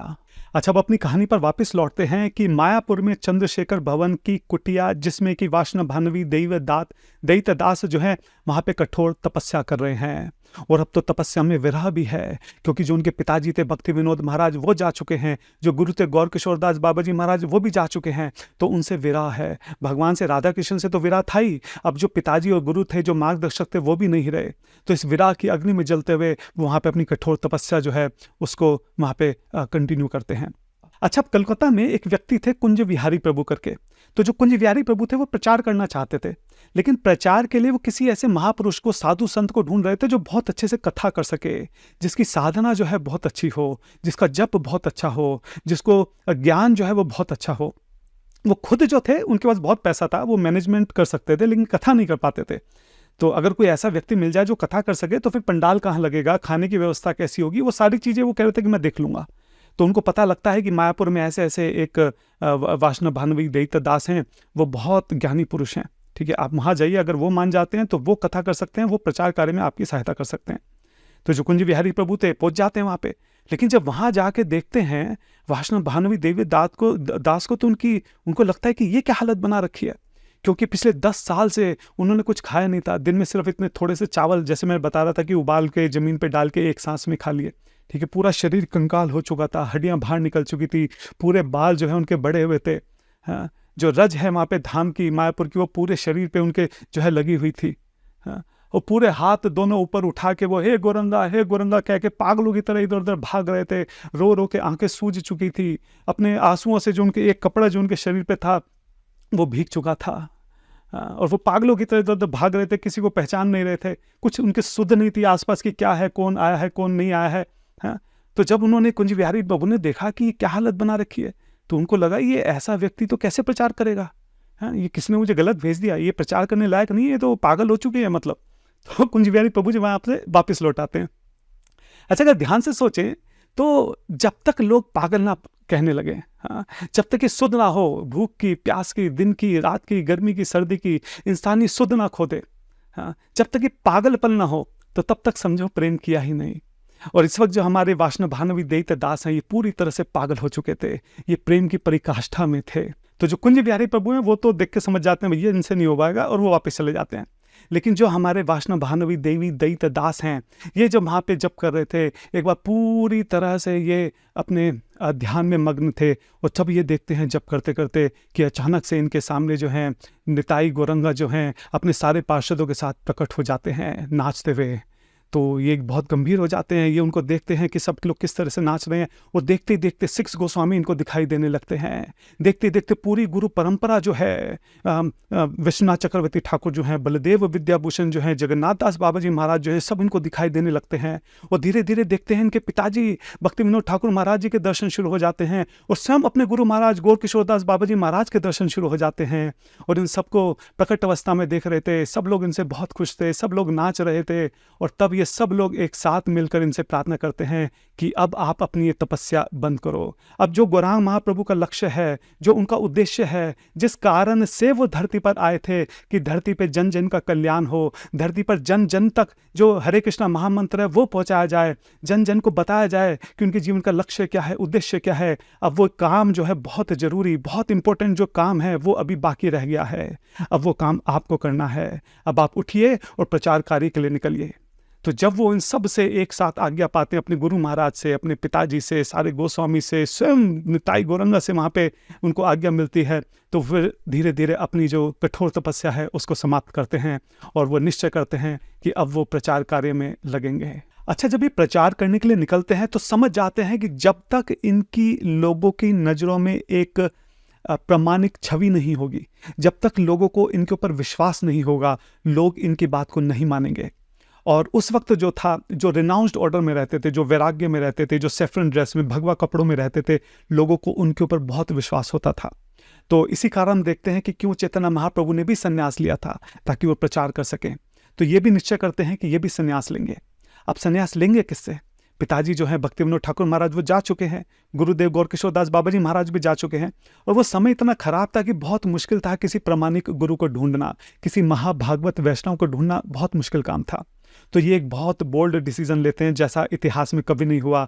ये डिसीजन लेते हैं कि अपने गुरु के बिहाफ पे ये खुद अपने आप को ही संन्यास दे देंगे, क्योंकि प्रचार कार्य के लिए बहुत जरूरी है।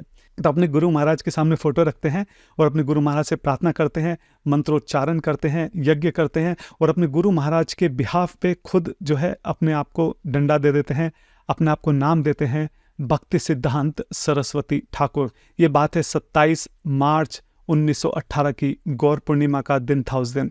तो अब जो वासना भानवी देवी दैत्य दास हैं वो भक्ति सिद्धांत सरस्वती ठाकुर बन चुके हैं। पूरा हेड और सब कुछ शेव हो चुका है, शरीर के ऊपर जो भगवा कपड़े आ चुके हैं, हाथ में डंडा आ चुका है, चेहरा जो है एकदम गंभीर है।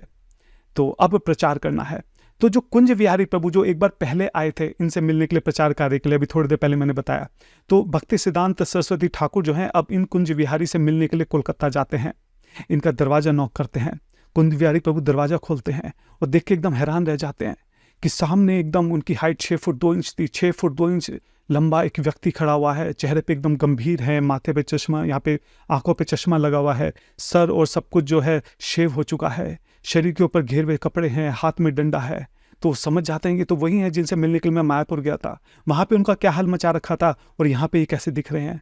तो बहुत आदर से उनको अपने घर के अंदर मिलाते हैं और वहाँ से फिर जो प्रीचिंग का कार्य है, प्रचार का कार्य है, वो आगे बढ़ता है। और जो कुंज विहारी हैं यही भक्ति सिद्धांत सरस्वती महाराज के बहुत शुरुआती शिष्यों में से एक थे। शुरू में 3 शिष्य थे इनके।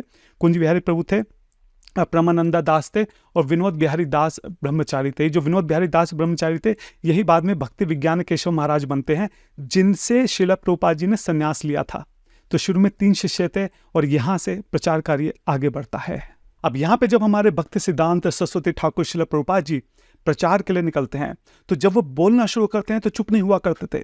उनकी कथा कोई 1-2 घंटे की नहीं होती थी, मिनिमम 4 घंटा, 6 घंटा, 8 घंटा, कई बार 10-10 घंटा, मतलब सुबह शुरू हुई और शाम तक लगातार कथा चल रही है। हाँ? और उस वक्त कोई माइक नहीं होते थे। उस वक्त तो जितने भी लोग सुनने के लिए आए हैं वो जहाँ भी बैठे हैं, आपको इतनी तेज ऊंचे स्वर में बोलना है कि उन सब तक आवाज़ पहुँचे। और आप सोचिए 4-4, 6-6 घंटा इंसान इतने ऊंचे स्वर में बोल रहा है। तो एक बार तो जो लोग आए थे उनके ऑडियंस में एक डॉक्टर बैठे हुए थे, तो डॉक्टर सुन रहे थे और उन्होंने देखा कि 7 घंटे हो गए इस इंसान को इतनी तेज आवाज़ में बोलते हुए। उसको लगा ऐसे तो इसका गला फट जाएगा, खून निकल आएगा।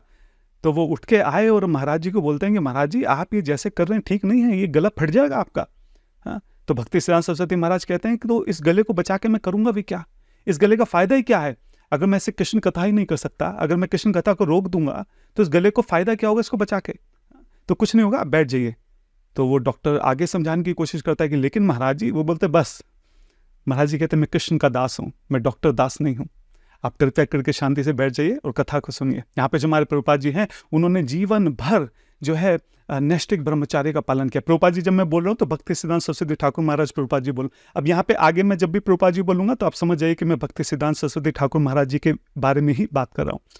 तो प्रभुपाद जी ने पूरा जीवन जो है नैष्ठिक ब्रह्मचार्य का पालन किया है। उसके कारण उनकी स्मृति ऐसी थी कि मतलब बचपन में भी जो उन्होंने किताबें पढ़ी थी, सिद्धांत पढ़े थे, ग्रंथ पढ़े थे, वो एकदम उनको क्रिस्टल क्लियर याद थे। तो अपनी कथाओं में उन सबका वो रेफरेंस दिया करते थे।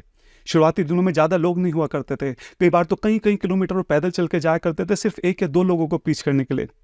ऐसा इंसिडेंट आता है कि 8 किलोमीटर पैदल चल के चले गए। क्यों? क्योंकि एक फैमिली ने बुलाया, जिसने बुलाया है, जिसने इन्वाइट किया वो, और एक आधा उसका कोई रिश्तेदार मित्र वगैरह आ गए। मतलब 2-4 लोगों के लिए 8 किलोमीटर तक पैदल चल के गए और फिर 8 किलोमीटर तक पैदल चल के आए। तो उस वक्त भक्ति सिद्धांत महाराज ने, श्रील प्रभुपाद जी ने बात बोली थी कि अगर एक जीवात्मा को माया के चंगुल से बचाने के लिए मुझे अपना 100 गैलन अगर खून भी बहाना पड़ जाए तो मैं उसके लिए तैयार हूँ। हाँ, मैं इतनी मेहनत करने के लिए तैयार हूँ कि अगर एक जीव को भी मैं किसी तरह से माया के चंगुल से बचा सकूं। वो कहते थे कि हमें कृष्ण कथा नहीं रोकनी है। अगर कोई भी नहीं आता, ऑडियंस में कोई भी नहीं, खाली दीवारें, तो खाली दीवारों को प्रीच करो, लेकिन बोलते रहो, गला कभी थमना नहीं चाहिए। इस गले से हमेशा कृष्ण कथा जो है वो प्रवाहित होनी चाहिए, गंगा की तरह लगातार इस गले से जो है कृष्ण कथा निकलनी चाहिए। और हम जानते हैं कि जो हमारे भक्ति वेदांत स्वामी महाराज श्रील प्रभुपाद इस्कॉन के जो फाउंडर हैं वो भी ऐसे ही थे। शुरुआती दिन में ज़्यादा लोग नहीं आते थे, कई बार तो 2-4 लोग आते थे, और एक दो इंसिडेंट तो ऐसे हैं कि एक भी जना नहीं आया, खाली कमरा था, कोई नहीं आया, तब भी प्रभुपाद जी ने कथा करी है टेप रिकॉर्डर ऑन करके, और 1 घंटा 2 घंटा लगातार उन्होंने कृष्ण कथा करी है खाली दीवारों को।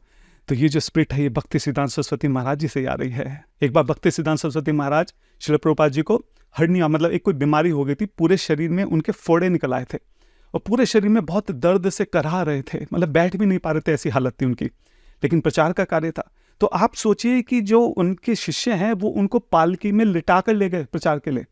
मतलब कह रहे हैं, वो शिष्य कह रहे हैं रुको, कह रहे नहीं जाना है, प्रचार कार्य नहीं रुक सकते हैं, शरीर तो आज ठीक है कल ठीक हो जाएगा, आज खराब है कल ठीक हो जाएगा, लेकिन प्रचार कार्य नहीं रुकना चाहिए।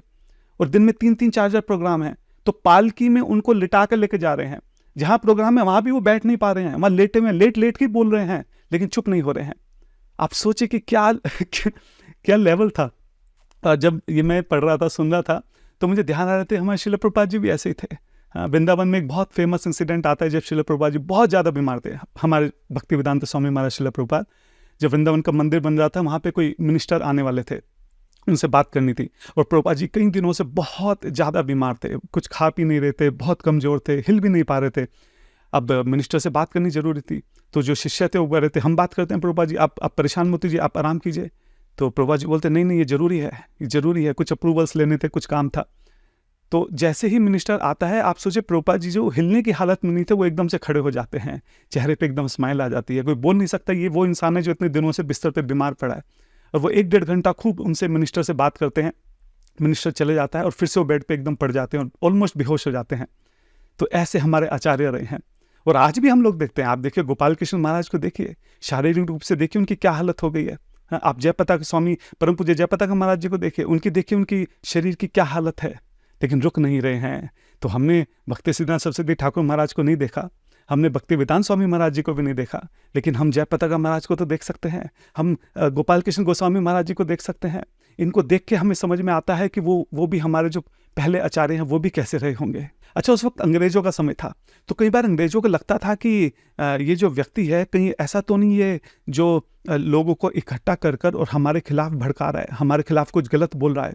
हाँ, क्योंकि उस वक्त आज़ादी की मूवमेंट चल रही थी, तो अंग्रेज जो है इस चीज़ के ऊपर नज़र रखा करते थे कि कहाँ पे असेंबली हो रही है, कहाँ लोग इकट्ठे हो रहे हैं, वहाँ क्या चल रहा है।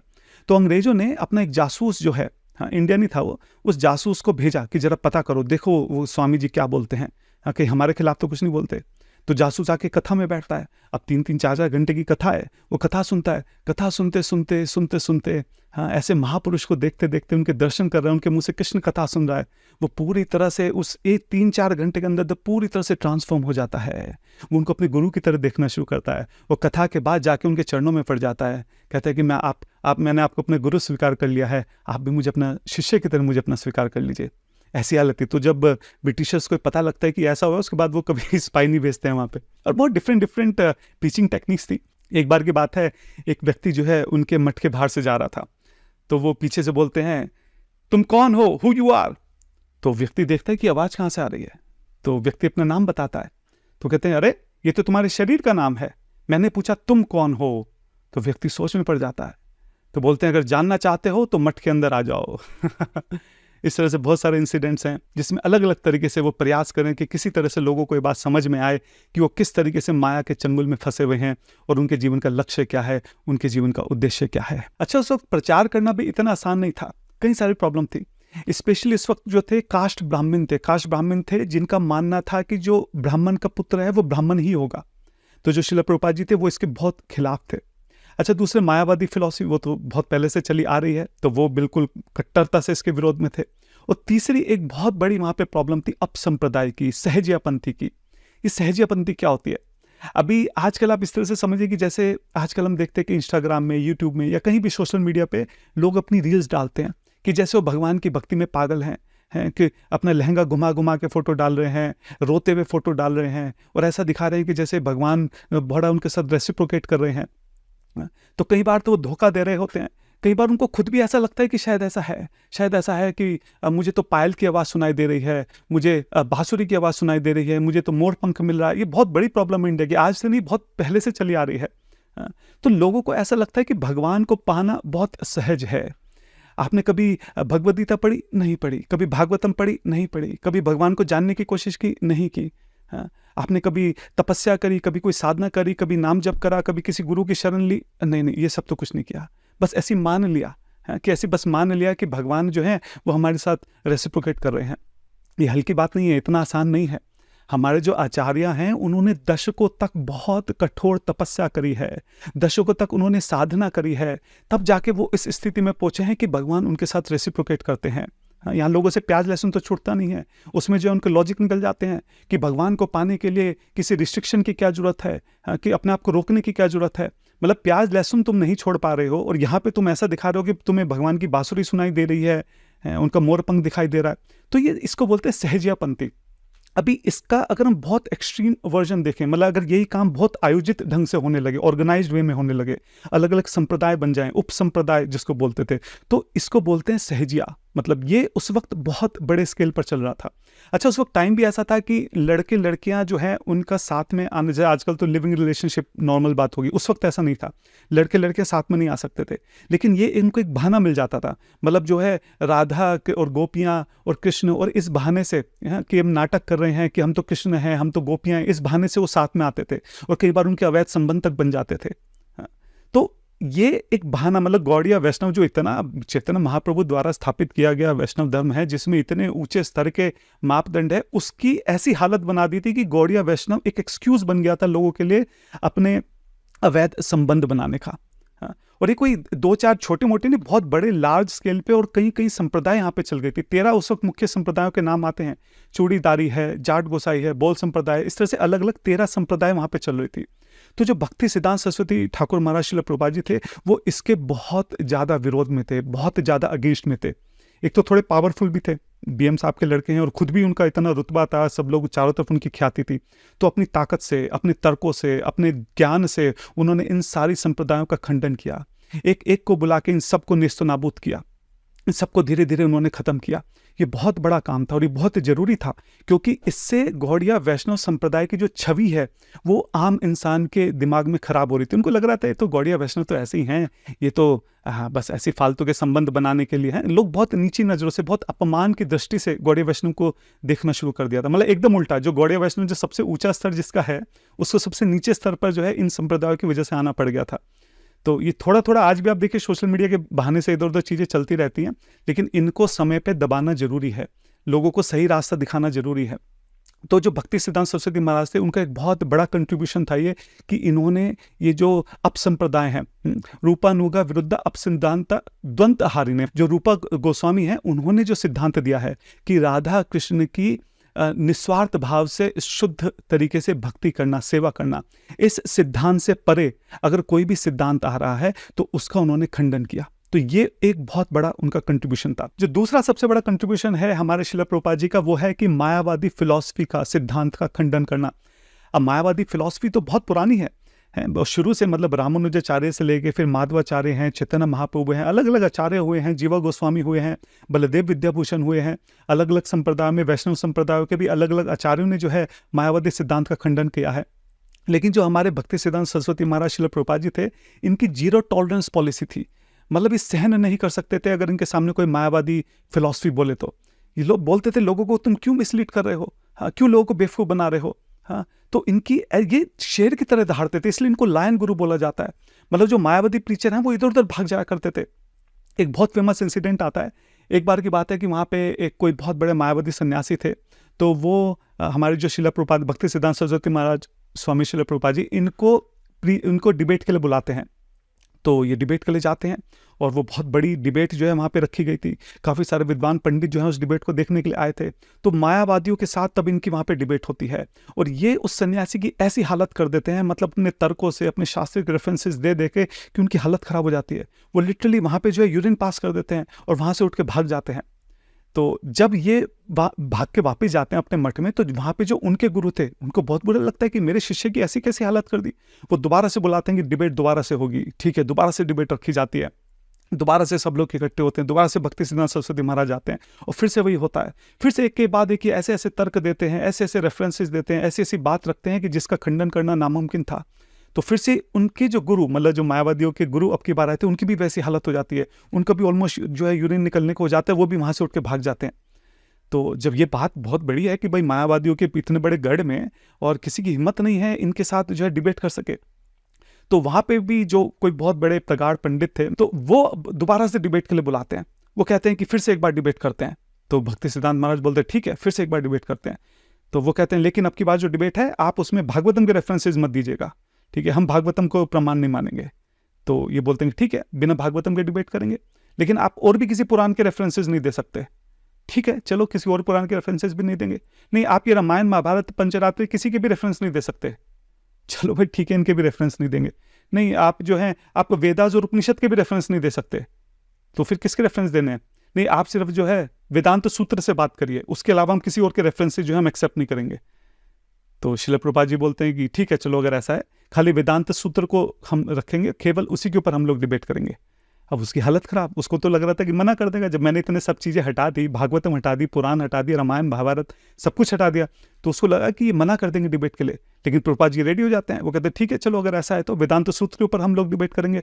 तो फिर उसको लगता है अब क्या करें, तो कहता है नहीं, हमें नहीं करनी डिबेट, हम नहीं, छोड़ो, खत्म करो इसको। तो ऐसी मायावादियों की ऐसी हालत जो है प्रभुपाद जी ने कर दी थी। मतलब लिटरली ऐसा बोलते हैं कि जब वो सुबह निकलते थे तो मायावादी इधर उधर भाग जाया करते थे, कोई उनके सामने आने की हिम्मत नहीं करता था। अगर उनके सामने से कोई आ रहा है तो रास्ता पलट लिया करता था। लोग अपने मायावादी के जो उनके घर थे, अपने घरों को बंद कर लिया करते थे, शेर की तरह उनके सामने दहाड़ा करते थे। किसी की हिम्मत नहीं थी किसी मायावादी की भक्ति सिद्धांत सरस्वती ठाकुर श्रील प्रभुपाद जी के सामने आने की। तो मायावादियों का जो बहुत सख्ती के साथ उन्होंने खंडन किया, जीरो टॉलरेंस जो उन्होंने पॉलिसी अपनाई, ये भी एक बहुत बड़ा कंट्रीब्यूशन था श्रील प्रभुपाद जी का। तीसरी उस वक्त जो बहुत बड़ी प्रॉब्लम थी वो थी कास्ट ब्राह्मण की। कास्ट ब्राह्मण कौन होते हैं? जो ये मानते हैं कि ब्राह्मण का पुत्र ही ब्राह्मण माना जाएगा, चाहे उसके अंदर कोई योग्यता हो ना हो, कोई गुण हो या ना हो, लेकिन क्योंकि वो ब्राह्मण के घर में उसका जन्म हुआ है इसलिए वो ब्राह्मण माना जाएगा। अब इससे बहुत सारी प्रॉब्लम है। पहली बात तो यह है कि इस कारण से बहुत सारे लोगों का शोषण होता आया है, जो कि बहुत गलत है। और दूसरी बहुत बड़ी प्रॉब्लम यहाँ पे यह है कि इससे प्रचार कार्य रुक रहा है, क्योंकि जिसके अंदर योग्यता है, जो कर सकता है, आप उसको करने नहीं दे रहे, ये बोल के कि नहीं ब्राह्मण नहीं है, और जो ब्राह्मण है उसके बस की नहीं है, जो उस वक्त हालत है उनकी योग्यता नहीं क्यों कर सके, तो प्रचार कैसे होगा? चैतन्य महाप्रभु का तो आदेश है कि प्रचार करना है। तो ये बड़ी सारी प्रॉब्लम्स थी इसमें। तो जो हमारे श्रील प्रभुपाद जी थे वो बहुत ज़्यादा इसके विरोध में थे, और कास्ट ब्राह्मण उस वक्त बहुत ज़्यादा स्ट्रॉन्ग था। मतलब आज के समय में भी है, लेकिन अब फिर भी काफ़ी कम हो गया है। और ये एक बहुत बड़ा कारण है कि श्रील प्रभुपाद जी ने उस वक्त जो है जितने भी कास्ट ब्राह्मण है उनका बहुत ज़्यादा खंडन किया है। हाँ, हमारे महाप्रभु जी का तो बिल्कुल क्लियर आदेश है कि बा विप्रा की बन्यासी शूद्र के नाया, ए कृष्ण तत्ववेता सही गुरु होया।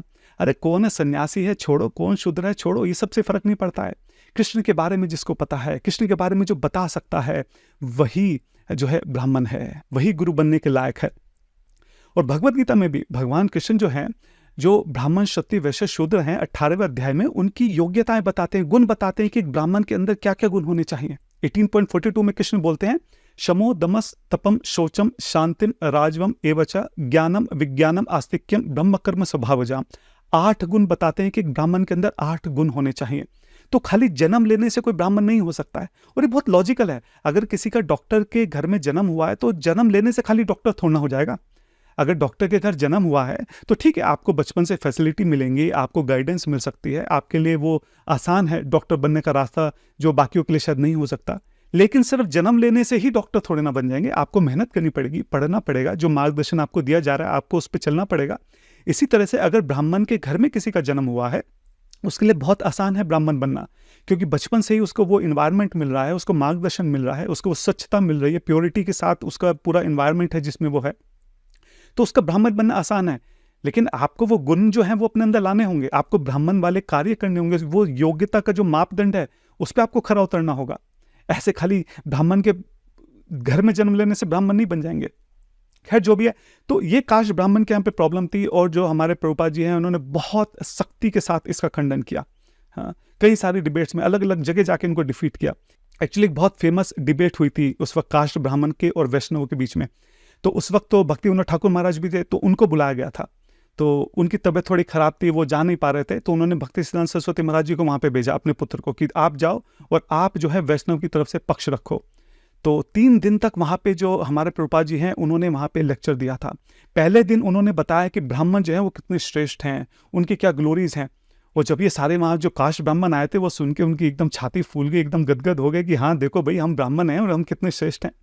फिर दूसरे दिन उन्होंने बताया कि लेकिन आज के ब्राह्मणों की क्या हालत है, क्या ये सच में ब्राह्मण कहलाने के योग्य हैं। तो वहाँ पे फिर एकदम से सब लोग देखते रह गए, भाई ये क्या हुआ।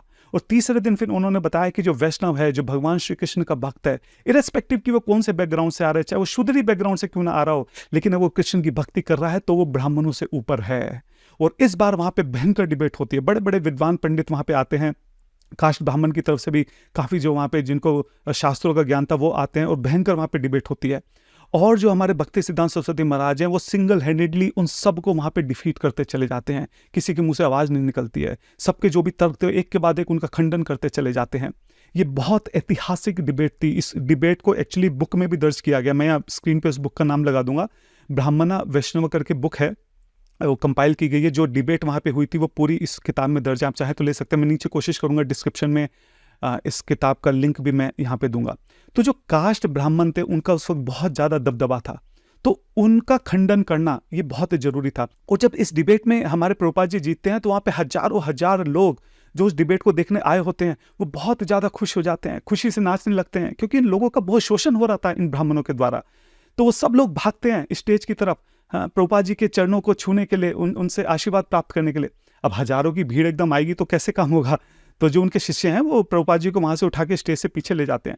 तो लोग मान नहीं रहे, तो कहते नहीं हमको आशीर्वाद चाहिए।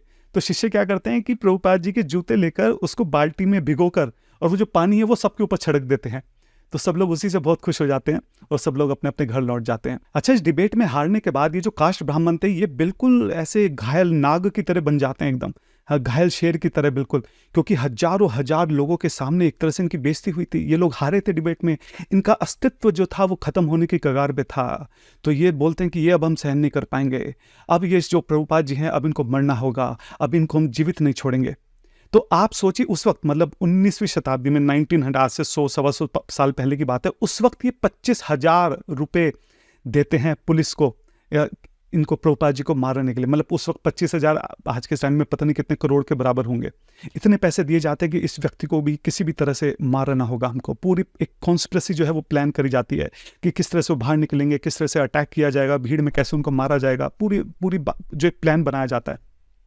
अच्छा, जिन पुलिस को इसमें शामिल किया जाता है वो जब भक्ति सिद्धांत महाराज जी से मिलते हैं, उनको देखते हैं, तो देख के वो पिघल जाते हैं। वो देखते हैं ऐसे साधु पुरुष, ऐसे महात्मा पुरुष, इनको हम कैसे मार सकते हैं, ये संभव नहीं है। तो हालांकि उनसे तो पैसे ले लेते हैं, लेकिन पीछे से जाके इनको बात भी बता देते हैं कि ऐसे ऐसे आपके ऊपर हमला हो सकता है, ऐसे ऐसे पूरी कॉन्स्पिरेसी जो है वो बनाई जा रही है, ऐसे ऐसे हमको बताया गया कि हमको जो है उनको भाग जाने देना है, हमको इन्हें पकड़ना नहीं है, तो आप संभल के रहिए, आप देखिए क्या करना है। तो भक्ति सिद्धांत महाराज को पता लग जाता है कि अच्छा ये सब इस तरह से प्लान है। एक बार बल्कि उनकी कथा चल रही होती है, कई सारे वहाँ पे लोग होते हैं, और उस वक्त तो प्लान करते हैं कि जब ये इस कथा से बाहर निकलेंगे हम इसके ऊपर इस तरह से अटैक करेंगे और इस तरह से इनको मार देंगे। अब ये बात अंदर जो है शिष्यों को पता लग जाती है। वो भक्ति सिद्धांत महाराज को बोलते हैं कि हम आपको ऐसे नहीं जाने देंगे, आपका जीवन बहुत मूल्य है, आपके जीवन से हजारों लाखों लोगों का कल्याण होना है। तो उस वक्त एक विनोद बिहारी दास ब्रह्मचारी थे, तो वो बोलते हैं कि प्रभुपाद जी, मैं आपके कपड़े पहनकर मैं यहाँ से बाहर निकलूंगा और मैं उनका ध्यान अपनी तरफ खींचूंगा ताकि वो मुझे मारने की कोशिश करें, और आप जो है इस वाले रास्ते से यहाँ से निकल जाइएगा। तो भक्ति सिद्धांत महाराज मना करते हैं कि नहीं नहीं, ऐसा नहीं हो सकता, मैं अपने मेरे कारण मैं तुम्हारी जान खतरे में नहीं डाल सकता। तो फिर से वो उनको वही बात समझाते हैं कि महाराज जी, आपका जीवन बहुत मूल्य है, मैं रहूं ना रहूं मेरे रहने से कुछ फर्क नहीं पड़ेगा, लेकिन आपका रहना जरूरी है। आप रहेंगे तो ही हजारों लाखों लोगों का जीवन बच सकता है, आप रहेंगे तभी ये जो कास्ट ब्राह्मण है इनका खंडन हो सकता है। तो हालांकि भक्ति सिद्धांत महाराज मान नहीं रहते, उनको जबरदस्ती मना के उनके शिष्य उनके कपड़े जो हैं ये विनोद बिहारी दास ब्रह्मचारी जो हैं ये पहन लेते हैं, और ये लोगों के सामने चले जाते हैं। आप सोचिए कि अपने गुरु के प्रति क्या निष्ठा रही होगी। अपने गुरु को बचाने के लिए उनके कपड़े पहन के खुद वो उस अग्नि में झोंक गए।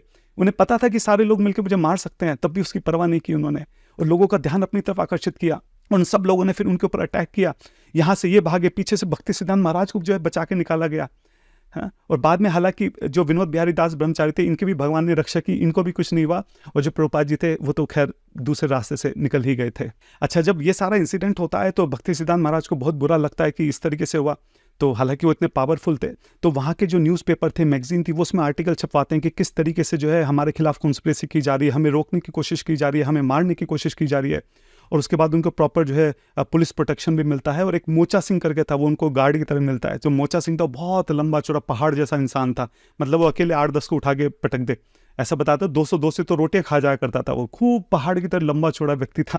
तो वो फिर उसके बाद भक्ति सिद्धांत महाराज का गार्ड बनता है और उनकी रक्षा के लिए हमेशा उनके साथ तैनात रहता है। अच्छा, अब यहाँ पे थोड़ा समझने का प्रयास करते हैं कि जो हमारे प्रभुपाद जी थे उनका स्वभाव कैसा था। ऐसा कहते हैं कि वो बहुत स्ट्रेट फॉरवर्ड थे, बहुत सख्त थे, जीरो टॉलरेंस पॉलिसी उनकी हमेशा रहती थी। हाँ, लेकिन ऐसा क्यों था? क्योंकि वो चाहते थे कि जो लोग हैं वो मिसलीड ना हो। हाँ, ये जो मायावादी हैं, जो कास्ट ब्राह्मण हैं, ये जो सहजिया लोग हैं, इनके कारण जो है लोगों को जो बेवकूफ़ बनाया जा रहा है, लोगों का शोषण किया जा रहा है, उनका जो है गलत उनको रास्ते पे ले जाया जा रहा है, इस बात से वो ये उनसे सहन नहीं होता था। इसके खिलाफ उनकी जो है जीरो टॉलरेंस पॉलिसी रहती थी। हाँ, और इन जनरल भी वो कोई ऐसे बातों को घुमा फिरा के नहीं बोलते थे। जैसे हमने कई बार देखा है, टीचर जो है वो बातों को बहुत घुमा फिरा के बोलते हैं कि सामने वाले को बुरा ना लग जाए, पॉलिटिकली करेक्ट होने की कोशिश करते हैं। उनके साथ ऐसा नहीं था। जो सही है वो सही है, जो गलत है वो गलत है, और जो गलत है वो बिल्कुल अनएक्सेप्टेबल है। एकदम जीरो टॉलरेंस पॉलिसी रहती थी उनकी किसी भी ऐसी चीज़ के लिए। एक बार भक्ति विनोद ठाकुर महाराज जी की कोई कथा थी, वहाँ पे कई हज़ार लोगों को आना था और उनकी तबीयत बहुत ज़्यादा ख़राब थी, वो नहीं जा पा रहे थे।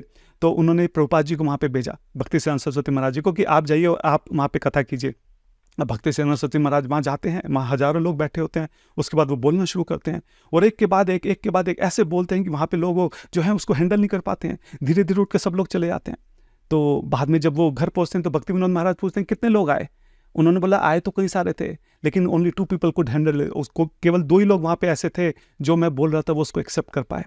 अब ये बात सही है, अगर आज भी आप देखें तो बहुत सारे गुरु ऐसे हैं, वो आपको ये बता रहे हैं कि आप इस दुनिया में कैसे सक्सेसफुल हो सकते हो, आप कैसे बहुत ज़्यादा पैसा कमा सकते हो, बहुत ज़्यादा फेम कमा सकते हो। हाँ, पुत्र की प्राप्ति कैसे हो जाए, धन की प्राप्ति कैसे हो जाए, स्वास्थ्य की प्राप्ति कैसे हो जाए। ये कुछ नहीं है, केवल बेवकूफ़ बनाया जा रहा है। मतलब जिस माया जाल में हम लोग फंसे हुए हैं, इसी माया जाल में और ज़्यादा कैसे फंस जाएं, ये जो गुरु लोग हैं वो बता रहे हैं। क्यों? ताकि लोग बस उनको सुनते रहें, उनको थोड़ा पैसा देते रहें, उनको सुन के खुश होते रहें। तो इस तरह की बातें जो हैं ये भक्ति सिद्धांत महाराज के लिए बिल्कुल असहनीय थी। वो ऐसे लोगों को लुभाने के लिए घुमा फिरा के बात नहीं करते थे। जो बात सच है वो सच है, और जो सही है वो सही है, और जो सही है केवल वही बोलते थे। इसलिए श्रील प्रभुपाद जी बोलते थे कि जो मेरे गुरु महाराज जी उनकी चॉपिंग टेक्निक थी, मतलब चॉप करते कच कच कच कच कच। मतलब जो भी अगर कुछ जो रूपा गोस्वामी जी का सिद्धांत है कि राधा कृष्ण की जो निस्वार्थ भाव से सेवा है, भक्ति है, उसके अलावा कोई भी अगर मिसकंसेप्शन है तो वो बिल्कुल असहनीय था। इसलिए हम देखते हैं कि जो कास्ट ब्राह्मण थे, जो मायावादी थे, जो सहजयावादी थे, या और भी जो पीछे से जो थोड़ा बहुत भी इस सिद्धांत से इधर उधर होते थे, महाराज जी को वो बिल्कुल भी एक्सेप्टेबल नहीं था। एक बार की बात है, भक्ति विनोद ठाकुर महाराज जी से उनके गुरु यानी कि विपिन बिहारी महाराज जी वो मिलने के लिए आते हैं और भक्ति विनोद ठाकुर महाराज उनके चरणों में प्रणाम करते हैं। तो विपिन बिहारी जो गोस्वामी जी थे वो उनके सर के ऊपर अपना पाँव रख देते हैं। तो दूर से खड़े होकर भक्ति सिद्धांत सरस्वती महाराज देख रहे होते हैं कि क्या चल रहा है। तो जब भक्ति विनोद ठाकुर महाराज उठ के अंदर जाते हैं तो वो विपिन बिहारी जी से बोलते हैं कि आप जानते हैं कि ये कौन है? आप जानते हैं कौन महाभागवत है जिनके सर के ऊपर आप पाँव रख रहे हैं? ये भगवान की नित्य लीलाओं में कमल मंजरी हैं। एक्चुअली जो भक्ति विनोद ठाकुर महाराज हैं वो कमल मंजरी के अवतार थे। तो ये बताते हैं उनको कि आप ऐसा कैसे कर रहे हैं। तो विपिन बिहारी महाराज एकदम उनकी आंखें फटी रह जाती हैं कि छोटा सा बच्चा ये ऐसे कैसे हो सकता है कि मुझे एकदम डायरेक्ट स्ट्रेट फॉरवर्ड मुंह पे ऐसे बोल रहा है। तो इस तरह से उनका स्वभाव था कि एकदम जो बात है बिल्कुल स्ट्रेट बोलते थे। इसलिए लोग उनसे डरते थे। एक तो उनसे कोई तर्क नहीं कर सकता, ठीक है, और वो चुप भी नहीं रहते, अगर कोई बात है तो वो बोल देते थे। इसलिए लोग उनसे भागते फिरते थे, डरते थे। भक्ति विनोद महाराज का जो स्वभाव था वो फिर भी ऐसा था कि थोड़ा समन्वय था उनका कि भाई सबको साथ में लेके चलना है। हाँ, वो इतना स्ट्रेट फॉरवर्ड नहीं थे। तो लोग उनका तो बहुत आदर करते थे, लेकिन इनसे बहुत ज़्यादा डरा करते थे। बेसिकली इनका पॉइंट ये था कि जो हमारी भक्ति है वो सिद्धांत के ऊपर होनी चाहिए। हाँ, भगवत गीता है, भागवतम है, पुराण है, वेदास हैं, उपनिषद हैं, ये हमारे ग्रंथ हैं। इसके ऊपर हमारी भक्ति होनी चाहिए। ऐसा नहीं कि अपने मन गढ़ंत कुछ भी करने लग गए, अपने मन व्यथा से मन माने ढंग से कुछ भी करना शुरू कर दिया। ये उनको स्वीकार नहीं था। हाँ, तो जो इसलिए उनके लेक्चर इतने लंबे लंबे होते थे, सिद्धांत के ऊपर जो है बेस्ड होते थे उनके लेक्चर। एक बार तो जो ये सहजिया लोग हैं, इनके गढ़ में गए वो, और वहाँ पे इनकी कथा रखी गई। अब उनको लगा कि ठीक है, कोई साधु आया है यहाँ पे, गोपियों के बारे में बताएगा, कथा होगी, कई दिनों तक हम गोपियों के बारे में सुनेंगे, रासलीला के बारे में सुनेंगे। और वहाँ पे जो हमारे भक्तिसिद्धांत सरस्वती महाराज हैं, उन्होंने 1.1.1 यानी कि भागवतम के पहले स्कंद के पहले अध्याय के जो पहला वर्ष है, उसके ऊपर 1 महीने तक कथा की। आप सोचिए, 1 वर्ष के ऊपर 1 महीने तक उसको एक्सप्लेन करते रहे। हाँ, उसके बाद महाराज जी ने बोला कि भागवतम का हर एक जो श्लोक है उसको कई कई महीनों तक उसको डिस्क्राइब किया जा सकता है। तो सिद्धांत के ऊपर बहुत जोर दिया करते थे। एक्चुअली हम ये तो बोलते हैं कि जो प्रभुपाद जी थे वो बहुत ज्यादा स्ट्रिक्ट थे, बहुत ज्यादा स्ट्रेट फॉरवर्ड थे, बहुत ज्यादा कठोर थे, लेकिन ये पूरा सच नहीं है। ये केवल उनके जीवन का एक पहलू है। एक दूसरा पहलू भी है जहां पे बहुत ज्यादा सॉफ्ट थे। हाँ, एक तरफ तो वो वज्र के समान कठोर थे और दूसरी तरफ वो गुलाब की पंखड़ियों के समान कोमल थे। जैसे नारियल होता है ना, ऊपर से तो बहुत सख्त होता है लेकिन अंदर से नरम होता है, वो भी बिल्कुल ऐसे ही थे। एक्चुअली कठोर वो सबके लिए नहीं थे। हाँ, वो जो ये जो है ना, झूठ, धोखा, पाखंड, फरेब, ढोंग, कपट, ये चीजें उनसे सहन नहीं होती थी, इसलिए वो बहुत कठोर बन जाते थे। हाँ, लेकिन अगर कोई भक्ति करना चाहता है, कोई सिंसियरली सुनना चाहता है, हाँ, किसी को भक्त बनाया जा सकता है, या कोई बहुत सिंसियरली अपनी भक्ति कर रहा है, हाँ, उसके लिए तो वो बहुत ज़्यादा विनम्र थे, बहुत कोमल थे, पिता के समान, बहुत प्यार से उसका वो ध्यान रखा करते थे। एक बार की बात है, एक नए मंदिर का इनॉग्रेशन था, तो वहाँ पे प्रभुपाद जी को बुलाया था। तो वो जाते हैं, सारी तैयारी चल रही थी, इतने भक्त जो हैं 100 भक्त लगे पड़े थे, पूरा अरेंजमेंट था। तो वहाँ जाते हैं, सारा अरेंजमेंट देखते हैं, बहुत खुश होते हैं। तो कहते हैं कि यहाँ पे एक ब्रह्मचारी था, वो मुझे दिखाई नहीं दे रहा, वो कहाँ गया? तो बाकी जो मंदिर के डिवोटी वो बताते हैं कि उसको तो हमने निकाल दिया। निकाल दिया? क्यों निकाल दिया? अरे उसका स्वभाव ऐसा था, वो लड़ता झगड़ता था, ऐसा था वैसा था, उसके अंदर ये बातें थी, कमियां थी, इसलिए हमने उसको निकाल दिया। तो ये सुनकर जो प्रभुपाद जी वो बहुत गुस्से में आ जाते हैं। वो कहते हैं कि एक भक्त को बनाने के लिए मैंने 100 गैलन खून बहाया है, आप ऐसे कैसे किसी को निकाल सकते हो? वो कहते हैं देखो ऐसा है, ये मंदिर का इनॉग्रेशन तभी होगा जब वो ब्रह्मचारी मुझे वापस मिलेगा। कहीं भी जाओ, उसको ढूंढ के वापस मेरे पास लेके आओ।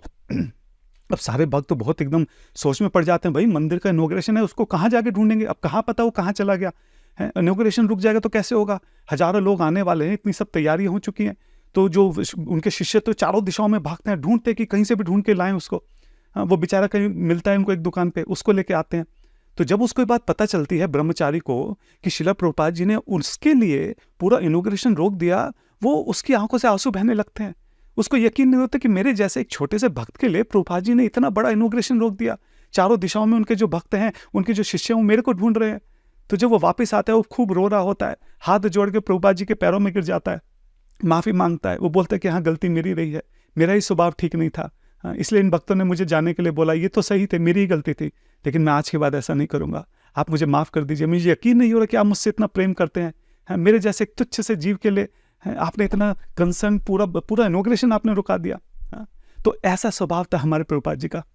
एक बहुत और इंटरेस्टिंग स्टोरी आती है जैक फ्रूट की। हाँ, क्या होता है कि गौड़िया मठ में गंधर्व गिरिधारी जो हैं उनके विग्रह होते हैं, तो वहीं पे आंगन में एक जैक फ्रूट का, एक कटहल का जो है पेड़ लगा हुआ होता है। तो एक बार उसमें बहुत बढ़िया से कटहल उगता है, तो भक्त लोग सोचते हैं अरे वाह, इतना बढ़िया कटहल है, कल इसको हम जो है भगवान को भोग लगाएंगे। ठीक है, तो अगले दिन जब वो उसको तोड़ने के लिए जाते हैं, वो गायब है। अरे गायब कैसे हो गया? यही तो था। तो समझ में आता है कि लगता है रात को कोई चोर आया, उसको तोड़ के ले गया। चलो ठीक है, कोई बात नहीं, हो जाता है। अच्छा, फिर से दोबारा वहां पे एक बड़ा अच्छा कटहल लगता है, फिर से भक्त सोचते हैं कि इसको हम भोग लगाएंगे, फिर से वो चोरी हो जाता है। तो बोलते हैं अरे ये क्या बात है, मतलब जब भी कटहल लगता है कि कोई चोर जो है उसको चोरी करके ले जाता है, ये कौन चोर है, इसको पकड़ना पड़ेगा। तो प्लान करते हैं कि हम रात को, एक दिन जब दोबारा कटहल लगा हुआ होता है, कि रात को हम छुप के देखते हैं कि कौन है जो इस कटहल को तोड़ के लेके जाता है। तो रात को वो जो चोर है वो जब आता है तो वो देख लेते हैं कि वो चोर देख लेता है कि ये मेरी प्रतीक्षा में बैठे हैं, तो चोर बेचारा वैसे वापस चले जाता है। तो यहाँ पे सब लोग सोचते हैं कि आया नहीं वो चोर, क्या बात हो गई। ठीक है, तो अगले दिन, अब ये पूरी रात के जगह हुए होते हैं, तो बेचारे दिन में भक्त जो है सो रहे होते हैं, तो चोर भी समझ जाते हैं कि पूरी रात जगे हैं तो दिन में सोएंगे। तो चोर फिर अगले दिन दोपहर को आता है। तो इन सभी भक्तों में एक भक्त जो था वो सब भी जाग रहा था, उसने बोला नहीं, मैं जाग के और मैं इस जैक फ्रूट को देखूंगा, ये भगवान को अर्पित करना है, ये दोबारा से हटना नहीं, चोरी नहीं होना चाहिए। तो जब वो चोर आता है, वो जैसे चुराने लगता है, भक्त उसको पकड़ लेता है, खूब तेज आवाज लगाता है, बाकी सारे भक्त भी आ जाते हैं, एकदम उसको पकड़ लेते हैं। कुछ भक्त उसको मारने की कोशिश करते हैं, कुछ बोलते हैं नहीं, इसको मारो मत, इसको महाराज जी के पास ले जाते हैं, प्रभुपाद जी के पास, वो इसका निर्णय करेंगे कि इसको क्या सजा दी जाए। अब जो भक्त है वो बेचारा बहुत बुरी तरह काँप रहा होता है, वहाँ पे सोयू भक्त होता है कि मार मार के उसका कचुम्बर निकाल दें, उसकी बुरी हालत हो जाए, कितना मार सकते हैं। तो बहुत घबरा रहा होता है कि अब मुझे क्या होगा, ये मुझे पुलिस के हवाले कर देंगे, मैं क्या करूँगा, कैसे करूँगा। तो वो भक्ति सिद्धांत सरस्वती महाराज जो प्रभुपाद जी हैं उनके पास लेके जाते हैं। तो प्रभुपाद जी उसको अपने पास बिठाते हैं।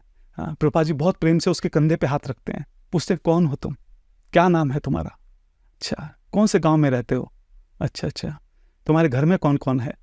तो बताता है मेरी पत्नी है, मेरे बच्चे हैं, मेरे माता पिता हैं। अच्छा तुम क्या करते हो। वो कह रहे मेरे पास कुछ करने के लिए नहीं है, मैं नौकरी ढूंढ रहा हूँ, नौकरी मिल नहीं रही है, मेरे पास कमाने का कोई भी जरिया नहीं है। अच्छा तो तुम ये चोरी क्यों करते हो। तो कहते हैं कि चोरी करता हूँ तो मेरे परिवार का जो है भोजन की व्यवस्था हो जाती है, एक कट्टल ले जाता हूँ तो एक हफ्ते तक का उनका भोजन की व्यवस्था हो जाती है, नहीं तो मेरे पास कोई तरीका नहीं है कि मैं उनका पेट भर सकूँ। हाँ, तो इसलिए मुझे चोरी करनी पड़ती है। तो भक्ति सिद्धांत महाराज बहुत प्रेम से उसकी तरफ देखते हैं, उनको बहुत तरस आता है। तो अपने शिष्यों को बोलते हैं काम करो, जाके एक अच्छी सी प्लेट बना के लाओ प्रसाद की, हाँ इसको हम अच्छा सा प्रसाद खिलाते हैं। एक्चुअली उससे पूछते हैं कि तुम कट्टल खाते कैसे हो। तो कहते हैं हमारे पास तो कुछ भी नहीं है, नमक डाल के खा लेते हैं।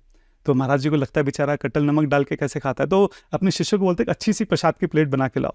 अब शिष्य बड़ी अच्छी सी, इसमें दाल सब्जी चावल पापड़ अचार वगैरह खूब अच्छी सी प्लेट बना के लाते हैं, और वो अपने पास उसको बिठा के चोर को और उसको कहते हैं अच्छे से पाओ।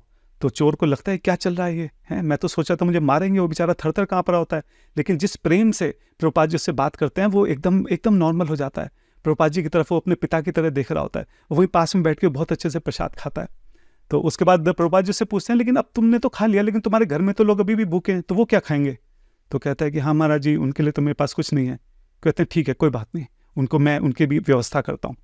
तो अपने शिष्यों को बोलते हैं कि एक काम करो, इनके लिए प्रसाद पैक करो, इनके घर वाले भी तो भूखे हैं बेचारे, वो क्या खाएंगे।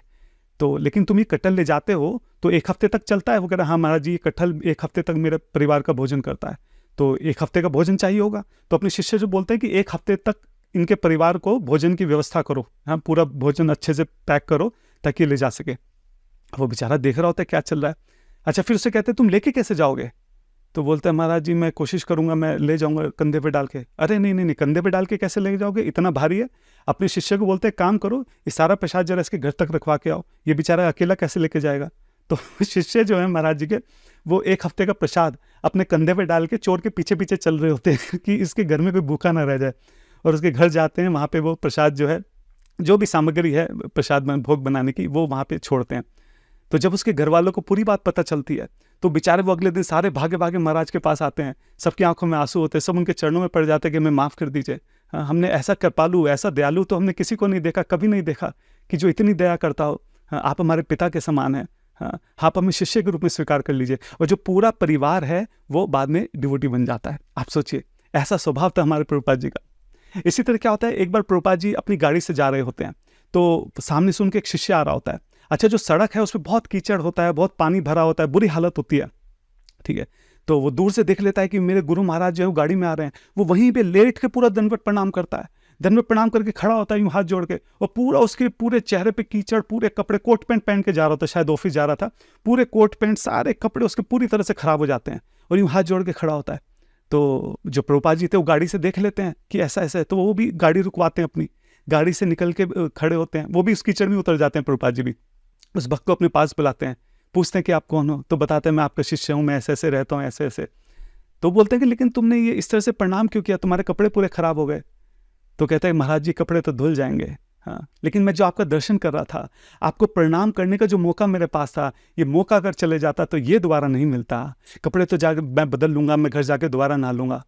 तो उसके बाद सुनकर जो हमारे प्रभुपाद जी बहुत एकदम खुश हो जाते हैं, वो उसकी तरफ देखते रहते हैं थोड़ी देर, हाँ, और उसको यूँ प्यार से आशीर्वाद देके आगे निकल जाते हैं।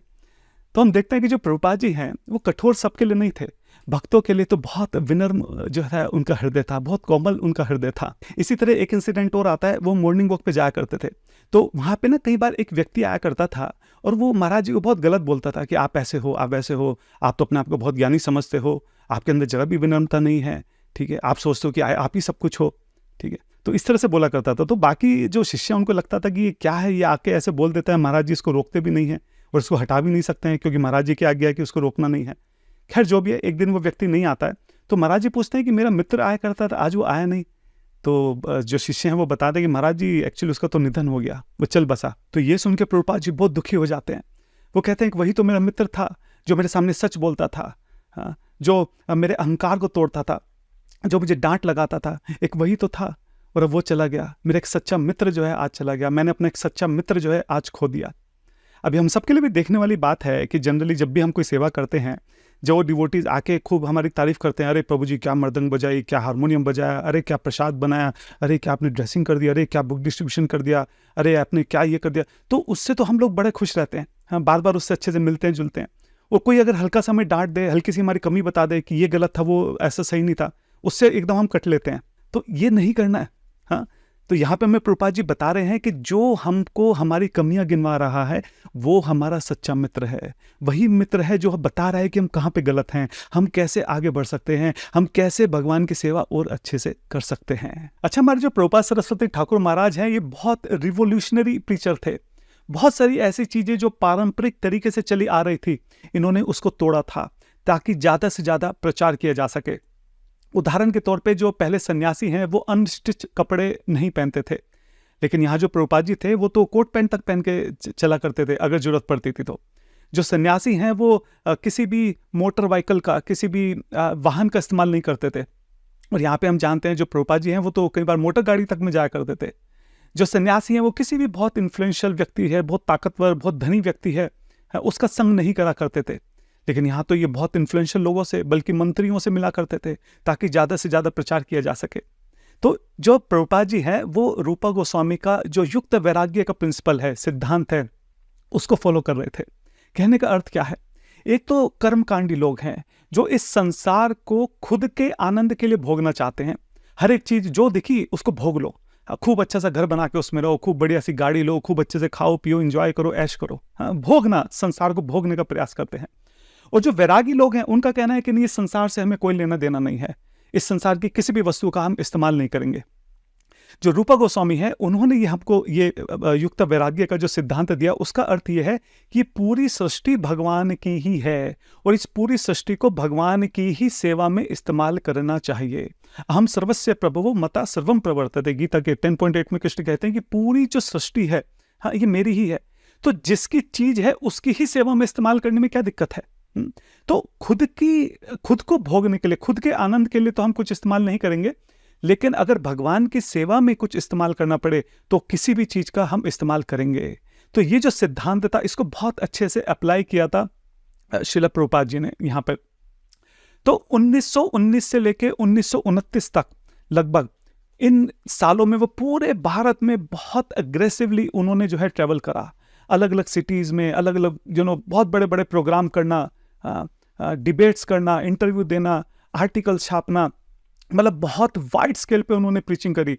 पूरे भारत में उन्होंने 64 मठों की स्थापना की। हाँ, कई बार वो बड़ी बड़ी परिक्रमाएं करी, पूरे साउथ इंडिया की परिक्रमा करी। और जब चैतन्य महाप्रभु आए थे तो उन्होंने साउथ इंडिया का टूर लगाया था। तो वो जिस जिस जगह पर गए थे, जहां जहां वो बैठे थे, जहां जहां उनके चरणों के निशान थे, उसको प्रिजर्व करना बहुत जरूरी था, वरना समय के साथ वो धीरे धीरे धूमिल होकर खत्म हो जाते। तो ये भी एक बहुत इंपॉर्टेंट कंट्रीब्यूशन है कि उन्होंने 108 से ज़्यादा ऐसी जगह जहाँ चैतन्य महाप्रभु के चरण पड़े थे, वहाँ पे उनके फुटप्रिंट्स जो हैं उनको इंस्टॉल किया। वहाँ छोटा सा मंदिर बना के, कुछ इस तरह से बना के कि वो प्रिजर्व हो सकें कि यहाँ पे चैतन्य महाप्रभु जो हैं वो आए थे। कई सारे शिष्य को उन्होंने विदेश में भी भेजा, इंग्लैंड में, जर्मनी में, बर्मा में, वहाँ भी उन्होंने अपना खूब जो भी वो कर सकते थे उन्होंने प्रयास किया, भक्तों को बनाने की कोशिश करी, छोटे मोटे जो भी सेंटर हो सकते थे वो भी खोले। तो भक्ति सिद्धांत महाराज ने भारत से बाहर भी पूरी ताकत से कोशिश की कि जो भगवत नाम है वो ज़्यादा से ज़्यादा लोगों तक पहुंचाया जा सके। इसलिए उन्होंने पूरी कोशिश करी कि ज़्यादा से ज़्यादा किताबें प्रिंट हों, ज़्यादा से ज़्यादा मैगजीन्स जो हैं उसको प्रिंट किया जा सके। इनफैक्ट जो भी उनके मठ हुआ करते थे, कई बार तो ऐसा होता था कि विग्रह से पहले वो प्रिंटिंग प्रेस आ जाती थी, और प्रिंटिंग प्रेस को उन्होंने नाम दिया बृहद मृदंगा। क्या मतलब हुआ इसका? उन्होंने कहा कि जैसे मृदंग से बहुत मधुर आवाज आती है, इसी तरह जब भी प्रिंटिंग प्रेस चलती है, इस प्रिंटिंग प्रेस से किताबें छपती हैं, मैगजीन छपती हैं जो लोगों तक भगवत नाम प्रचार करती हैं, तो इस प्रिंटिंग प्रेस की जो आवाज़ है वो भी मुझे उतनी ही मधुर लगती है जितनी किसी मृदंग की लगती है। तो अपनी जो प्रिंटिंग प्रेस है उसका नाम उन्होंने रखा बृहद मृदंगा। मतलब ये भी अपने आप में देखा जाए तो बहुत यूनिक एक कॉन्सेप्ट था। अब हर महीने जो है पत्रिकाएं जो है पब्लिश हुआ करती थी। तो एक बार एक न्यूज़ चैनल के एक व्यक्ति ने उनसे पूछा कि स्वामी जी आप ये हर महीने इतना कंटेंट लाते कहाँ से हो, नया नया कंटेंट हर महीने आता कहाँ से पब्लिश करने के लिए? तो प्रभुपाद सोचने लगे कि नया कंटेंट आता कहाँ से, ये तुमने क्या बात कर दी। अरे इस भौतिक जगत में ये तुम्हारी जो पॉलिटिक्स है, स्पोर्ट्स है, इसमें तुम डेली न्यूज़पेपर निकालते हो हैं, और भगवत धाम में तो वहाँ तो इतनी लीलाएं, अनंत लीलाएं हैं भगवान की। आप हमको रिसोर्स दीजिए, हम हर एक सेकंड में नई पत्रिका निकाल सकते हैं एक नए कंटेंट के साथ। इतना कंटेंट है हमारे पास। तो भगवान अनंत हैं, उनकी लीलाएं अनंत हैं। जरूरत पड़े तो हर सेकंड में हम एक नई पत्रिका भी पब्लिश कर सकते हैं। प्रभुपाद सरस्वती ठाकुर ही थे जिन्होंने सबसे पहले भक्ति शास्त्री एग्जाम स्टार्ट किया। आज भी हम इस्कॉन में देखते हैं भक्ति शास्त्री एग्जाम होता है, तो वो प्रभुपाद जी ने ही स्टार्ट किया था। एक बार हमारे प्रभुपाद जी से मिलने के लिए सुभाष चंद्र बोस आते हैं। उस वक्त जो था भारत गुलाम था, और सुभाष चंद्र बोस जी जो थे वो इंडियन फ्रीडम मूवमेंट के नाम से एक मूवमेंट चला रहे थे देश को आज़ाद करने के लिए। तो उनको बहुत सारे यंग लड़कों की जरूरत थी, और जब उनको पता चलता है कि इतने बड़े आचार्य हैं, पूरे भारत में इतने मठ हैं, हजारों हजार इनके जो है ब्रह्मचारी हैं इनके आश्रम में, तो उनको लगता है कि अगर मैं किसी तरह से इनको समझाऊं कि देश को आज़ाद करना कितना जरूरी है, और ये अपने हजारों ब्रह्मचारियों को मुझे दे दें, तो मैं इनको देश की सेवा में इस्तेमाल कर सकता हूँ। इस भाव से, इस उद्देश्य से वो प्रभुपाद जी के पास आते हैं, और प्रभुपाद जी के बात सामने आके पूरी बात रखते हैं। तब प्रभुपाद जी उनको समझाते हैं कि देखिए ऐसा है कि देश आज़ाद होना जरूरी है, ये बात सही है, लेकिन किसी देश का गुलाम बन जाना, आज़ाद हो जाना, किसी देश का टूट के दो हिस्सों में विभाजन हो जाना, दो हिस्सों का मिल के किसी को एक देश बन जाना, ये सब टेम्परेरी चीज़ें हैं। हाँ, ये सब बनता बिगड़ता रहता है, युगों के साथ ये चीज़ें आती जाती रहती हैं। हाँ, अगर हर देश आज़ाद हो भी गया तो भी जो लोग हैं वो तो माया के गुलाम ही रहेंगे हैं, उनके जीवन में क्या चेंज आ जाएगा। इसलिए जो भगवत प्रचार है वो देश की आज़ादी से भी ज़्यादा अर्जेंट काम है, जरूरी काम है। इसलिए आप एक काम कीजिए, आप जो है गौड़िया मठ ज्वाइन कर लीजिए, आप हमारा साथ दीजिए कि इस भगवत प्रचार को हम देश विदेश में बहुत अच्छे से जो है पहुंचा सकें। आपके बाहर इतने कॉन्टैक्ट हैं, आप हमारा साथ दीजिए कि हम कैसे बाहर अलग अलग देशों में सेंटर खोल सकें, कैसे भगवत प्रचार जो है पूरी दुनिया में जो है इसको फैला सकें। तो सुभाष चंद्र बोस जी हंसने लगते हैं, वो सोचते हैं कि भाई मैं तो यहाँ इनके ब्रह्मचारी मांगने आता, ये तो मुझे यहाँ पे बुलाने लगे।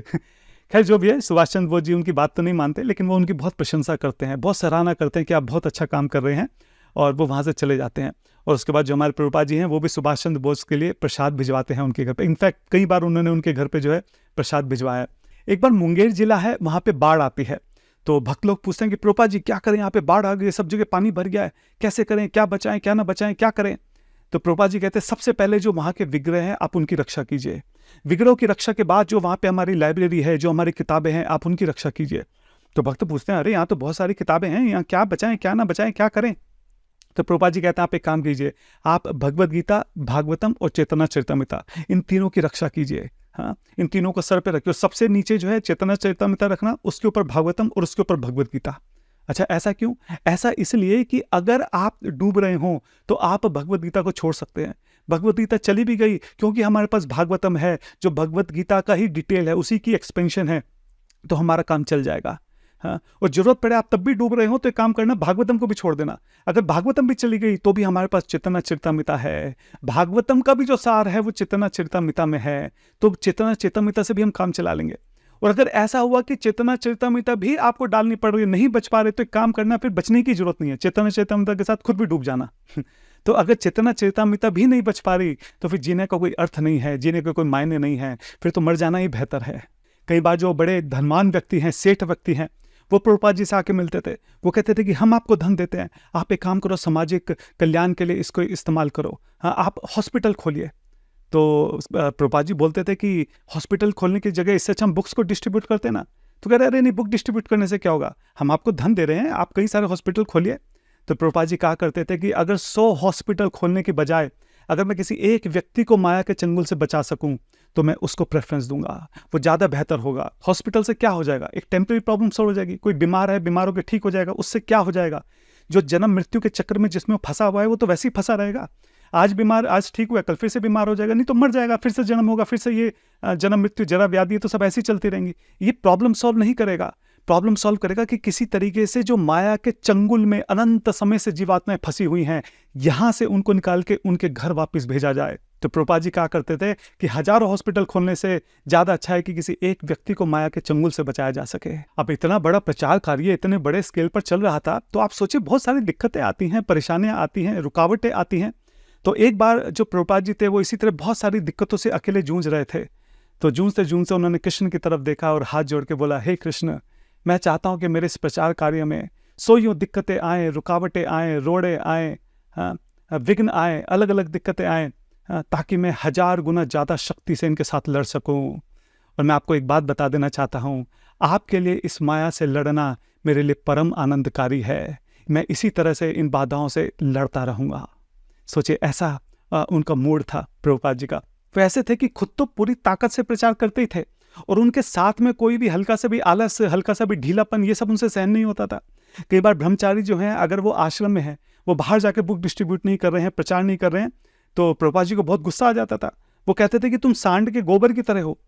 सांड का गोबर जो होता है ना, वो कैसे छप से पड़ता है और फिर पड़ा रहता है, तो कहते तुम ऐसे ही हो, सांड के गोबर की तरह पड़े रहते हो। हाँ, एक बार एकादशी का दिन था, तो सारे भक्त जो हैं ब्रह्मचारी अपने आश्रम में जो है जप कर रहे थे। प्रभुपाद जी ने पूछा कि क्या बात है, सब लोग यहीं क्यों बैठे हैं? कोई बुक डिस्ट्रीब्यूशन के लिए नहीं गया? कोई प्रचार कार्य के लिए बाहर नहीं गया? तो एक भक्त ने बोला, प्रभुपाद जी आज एकादशी है ना, तो किसी ने कुछ खाया नहीं है, तो इसलिए सब यहाँ पे एक जगह बैठ के शांति से जप कर रहे हैं। तो प्रभुपाद जी ने कहा, अगर ऐसा है तो एक काम करो, एकादशी प्रसाद बनवाओ और इन सबको खिलाओ, ठीक है? प्रसाद खाओ, खड़े हो और प्रचार करो। हाँ, हम चैतन्य महाप्रभु का मिशन हमारे हाथ में है, हम ऐसे एक जगह बैठ नहीं सकते हैं। प्रभुपाद जी क्या करा करते थे कि जो अपने आश्रम में उनको उधार पे रखा करते थे, मतलब इतना सारा उधार ले लिया करते थे कि हमेशा सर पे जो है ब्रह्मचारियों की एक बोझ रहता था, हमेशा टेंशन रहती थी कि उधार है, इस महीने की किस्त जानी है, इतने पैसे की आवश्यकता है, ज़्यादा से ज़्यादा बुक डिस्ट्रीब्यूट करनी है, ज़्यादा से ज़्यादा प्रचार करना है, ज़्यादा से ज़्यादा फंड रेस करना है, ताकि सब लोग जो है इधर उधर भागते रहें, आलसी ना हो जाएं। इस तरीके से जीवन के अंतिम समय तक उन्होंने बहुत तीव्रता से, बहुत प्रचंड तरीके से चारों दिशाओं में भक्ति का प्रचार किया। हजारों लाखों अनुयायी उन्होंने बना दिए। उन्होंने भक्ति का एक ऐसा बीज बोया जिससे गौड़ीय वैष्णव संप्रदाय का इतना बड़ा कल्प वृक्ष बना, जिसकी छांव में बैठकर न जाने कितने अनगिनत सन्यासियों ने, ब्रह्मचारियों ने, गृहस्थों ने, अनंत लोगों ने जिसकी छांव में बैठकर भक्ति का आस्वादन किया। इस वृक्ष के ऊपर कृष्ण प्रेम रूपी ऐसे ऐसे मीठे मीठे फल लगे जिनका सभी भक्तों ने आस्वादन किया। और इस तरीके से भक्ति का प्रचार करते करते उनका स्वास्थ्य बहुत ज़्यादा गिरना शुरू हो गया, और धीरे धीरे वो बहुत, उनका स्वास्थ्य खराब हो गया। 64 वर्ष की उनकी आयु थी। 1937 1 जनवरी शुक्रवार का दिन था, सुबह के 5:30 बजे थे, और भक्ति अक्षर श्रीधर स्वामी महाराज जो हैं उनके लिए रूप मंजरी के पद पढ़ रहे थे, और वो पद को सुनते सुनते वो दोबारा से भगवान की नित्य दिव्य लीलाओं में प्रविष्ट हो गए। जैसे गोलोक धाम से प्रकट हुए थे, इसी तरह गोलोक धाम में वापस लौट गए। एक बार श्रील प्रभुपाद जी के प्रिय शिष्य कुंज दास ने उनसे पूछा, उन्होंने बोला कि महाराज आप कृपया करके अपनी पहचान बताइए, आप सच में बताइए कि आप कौन है, क्योंकि जो आप कर रहे हैं कि साधारण मनुष्य तो छोड़िए, किसी असाधारण मनुष्य के लिए भी वो संभव नहीं है, कोई मनुष्य ऐसा कर ही नहीं सकता। आप जरूर कोई दिव्य पुरुष हैं, आप कृपया करके बताइए कि आप कौन है। तो उस वक्त जो हमारे श्रील प्रभुपाद, श्रील भक्तिसिद्धांत स्वामी महाराज ठाकुर श्रील प्रभुपाद जी हैं, उन्होंने अपनी आइडेंटिटी, अपनी पहचान जो है कुंजदास को बताई थी, और उन्होंने बताया था कि कैसे वो नयन मणि मंजरी के अवतार हैं। ये जो नयन मणि मंजरी हैं, ये राधा रानी की बहुत प्रिय हैं। ये स्पिरिचुअल जो आध्यात्मिक जगत है वहाँ पे यावत में रहती हैं। इनकी जो उम्र है वो 12 साल 3 महीने 15 दिन है। जो इनकी सेवा है वो श्रीमती राधा रानी जी के चरण कमलों में रंग लगाना है, और राधा रानी की इतनी प्रिय है कि राधा रानी बिना इनको देखे रह नहीं पाती हैं, ब्लाइंड महसूस करती हैं, इसलिए इनका नाम है नयन मणि मंजरी। तो जो हमारे भक्ति विनोद ठाकुर महाराज थे वो कमल मंजरी के अवतार थे। जो हमारे गौर किशोरदास बाबा जी महाराज थे वो गुना मंजरी के अवतार थे, और जो हमारे भक्ति सिद्धांत सरस्वती गोस्वामी ठाकुर श्रील प्रभुपाद जी हैं वो नयन मणि मंजरी के अवतार हैं। जो भक्ति का कल्प वृक्ष वो लगा कर गए थे, आज भी उसकी शाखाएं और उपशाखाएं पूरे विश्व में प्रवाहित हो रही हैं। उनके शिष्य, उनके शिष्यों के शिष्य द्वारा आज भी भगवत नाम का प्रचार जो है पूरी दुनिया में हो रहा है। सभी गौड़ीय वैष्णव के संप्रदाय के परिवार के जो लोग हैं, सब अपनी तरफ से पूरी कोशिश कर रहे हैं कि वो किसी तरह से इस मिशन में श्रील प्रभुपाद जी की जो है सहायता कर सकें। इनके सभी शिष्यों में एक शिष्य अभय चरण जो थे वो बहुत खास थे। एक बार की बात है, श्रील प्रभुपाद जी एक कथा कर रहे थे। कथा करते करते वो बोलते हैं कि एक ऐसा दिन आएगा जब इस पूरे विश्व के सभी नगरों में, सभी ग्राम में भगवत प्रचार होगा। और फिर वो इस अभय चरण की तरफ देखने लगते हैं और कहते हैं, मतलब थोड़ी देर देखते रहते हैं और फिर बोलते हैं मेरा ही शिष्य ये काम करेगा। हाँ, तो वो समझ गए थे कि जो अभय चरण है यही वो काम करेंगे जो पूरे दुनिया में, पूरे विश्व में जो है इस भक्ति नाम का प्रचार करेंगे। और ये जो अभय चरण है यही आगे जाके अभय चरणारविंद भक्ति वेदांत स्वामी महाराज श्रील प्रभुपाद के नाम से प्रख्यात हुए, जिन्होंने एस्कॉन की स्थापना जो है पूरी दुनिया में करी। आज एस्कॉन के द्वारा जो है 55 करोड़ से ज़्यादा किताबें जो हैं वो डिस्ट्रीब्यूट हो चुकी हैं। लगभग सभी देशों में, पूरे 7 कॉन्टिनेंट्स के अंदर जितने भी देश हैं, उनकी सभी जो मेजर सिटीज़ हैं, आज वहाँ पे इस्कॉन के सेंटर हैं। और पूरी दुनिया में करोड़ों भक्त जो हैं वो भक्ति का अभ्यास इस्कॉन के भीतर रहकर कर रहे हैं। तो जो कृपा शक्ति जो है, जो गौर किशोर दास बाबा जी ने भक्ति सिद्धांत सरस्वती महाराज जी को दी थी, वही कृपा शक्ति बाद में भक्ति सिद्धांत सरस्वती महाराज ने अभय चरण अरविंद भक्ति वेदांत स्वामी महाराज के हृदय में दे दी। और इसी शक्ति के बल पर जो हमारे शिला इस्कॉन के फाउंडर चार्य जो शिला प्रभुपाद जी हैं, उन्होंने पूरी दुनिया में प्रेमा भक्ति का झंडा लहरा दिया, परचम लहरा दिया, प्रचार कर दिया। अगर हम भी शिला प्रभुपाद जी को प्रसन्न करना चाहते हैं, उनके चरणों में आश्रय लेना चाहते हैं, तो हम सबको भी अपनी पूरी क्षमता से, पूरी ताकत से, ये जो भगवत नाम का प्रचार पूरी दुनिया में चल रहा है, ये जो यज्ञ चल रहा है, हमें भी इसमें आहुति देनी होगी। अपने कंफर्ट जोन से बाहर आना होगा, अपनी पूरी क्षमता से, पूरी ताकत से इस प्रचार कार्य में हमको लगना होगा। और अगर ऐसा हुआ तो मुझे पूरा यकीन है जो हमारे शिला प्रभुपाद जी हैं वो हमसे बहुत प्रसन्न होकर अपने चरणों की छांव में हमको आश्रय प्रदान करेंगे। शिला भक्ति सिद्धांत सरस्वती ठाकुर शिला प्रभुपाद की जाए। उनके 150th आविर्भाव दिवस की जाए। और सभी को बहुत बहुत बधाई। हरे कृष्णा।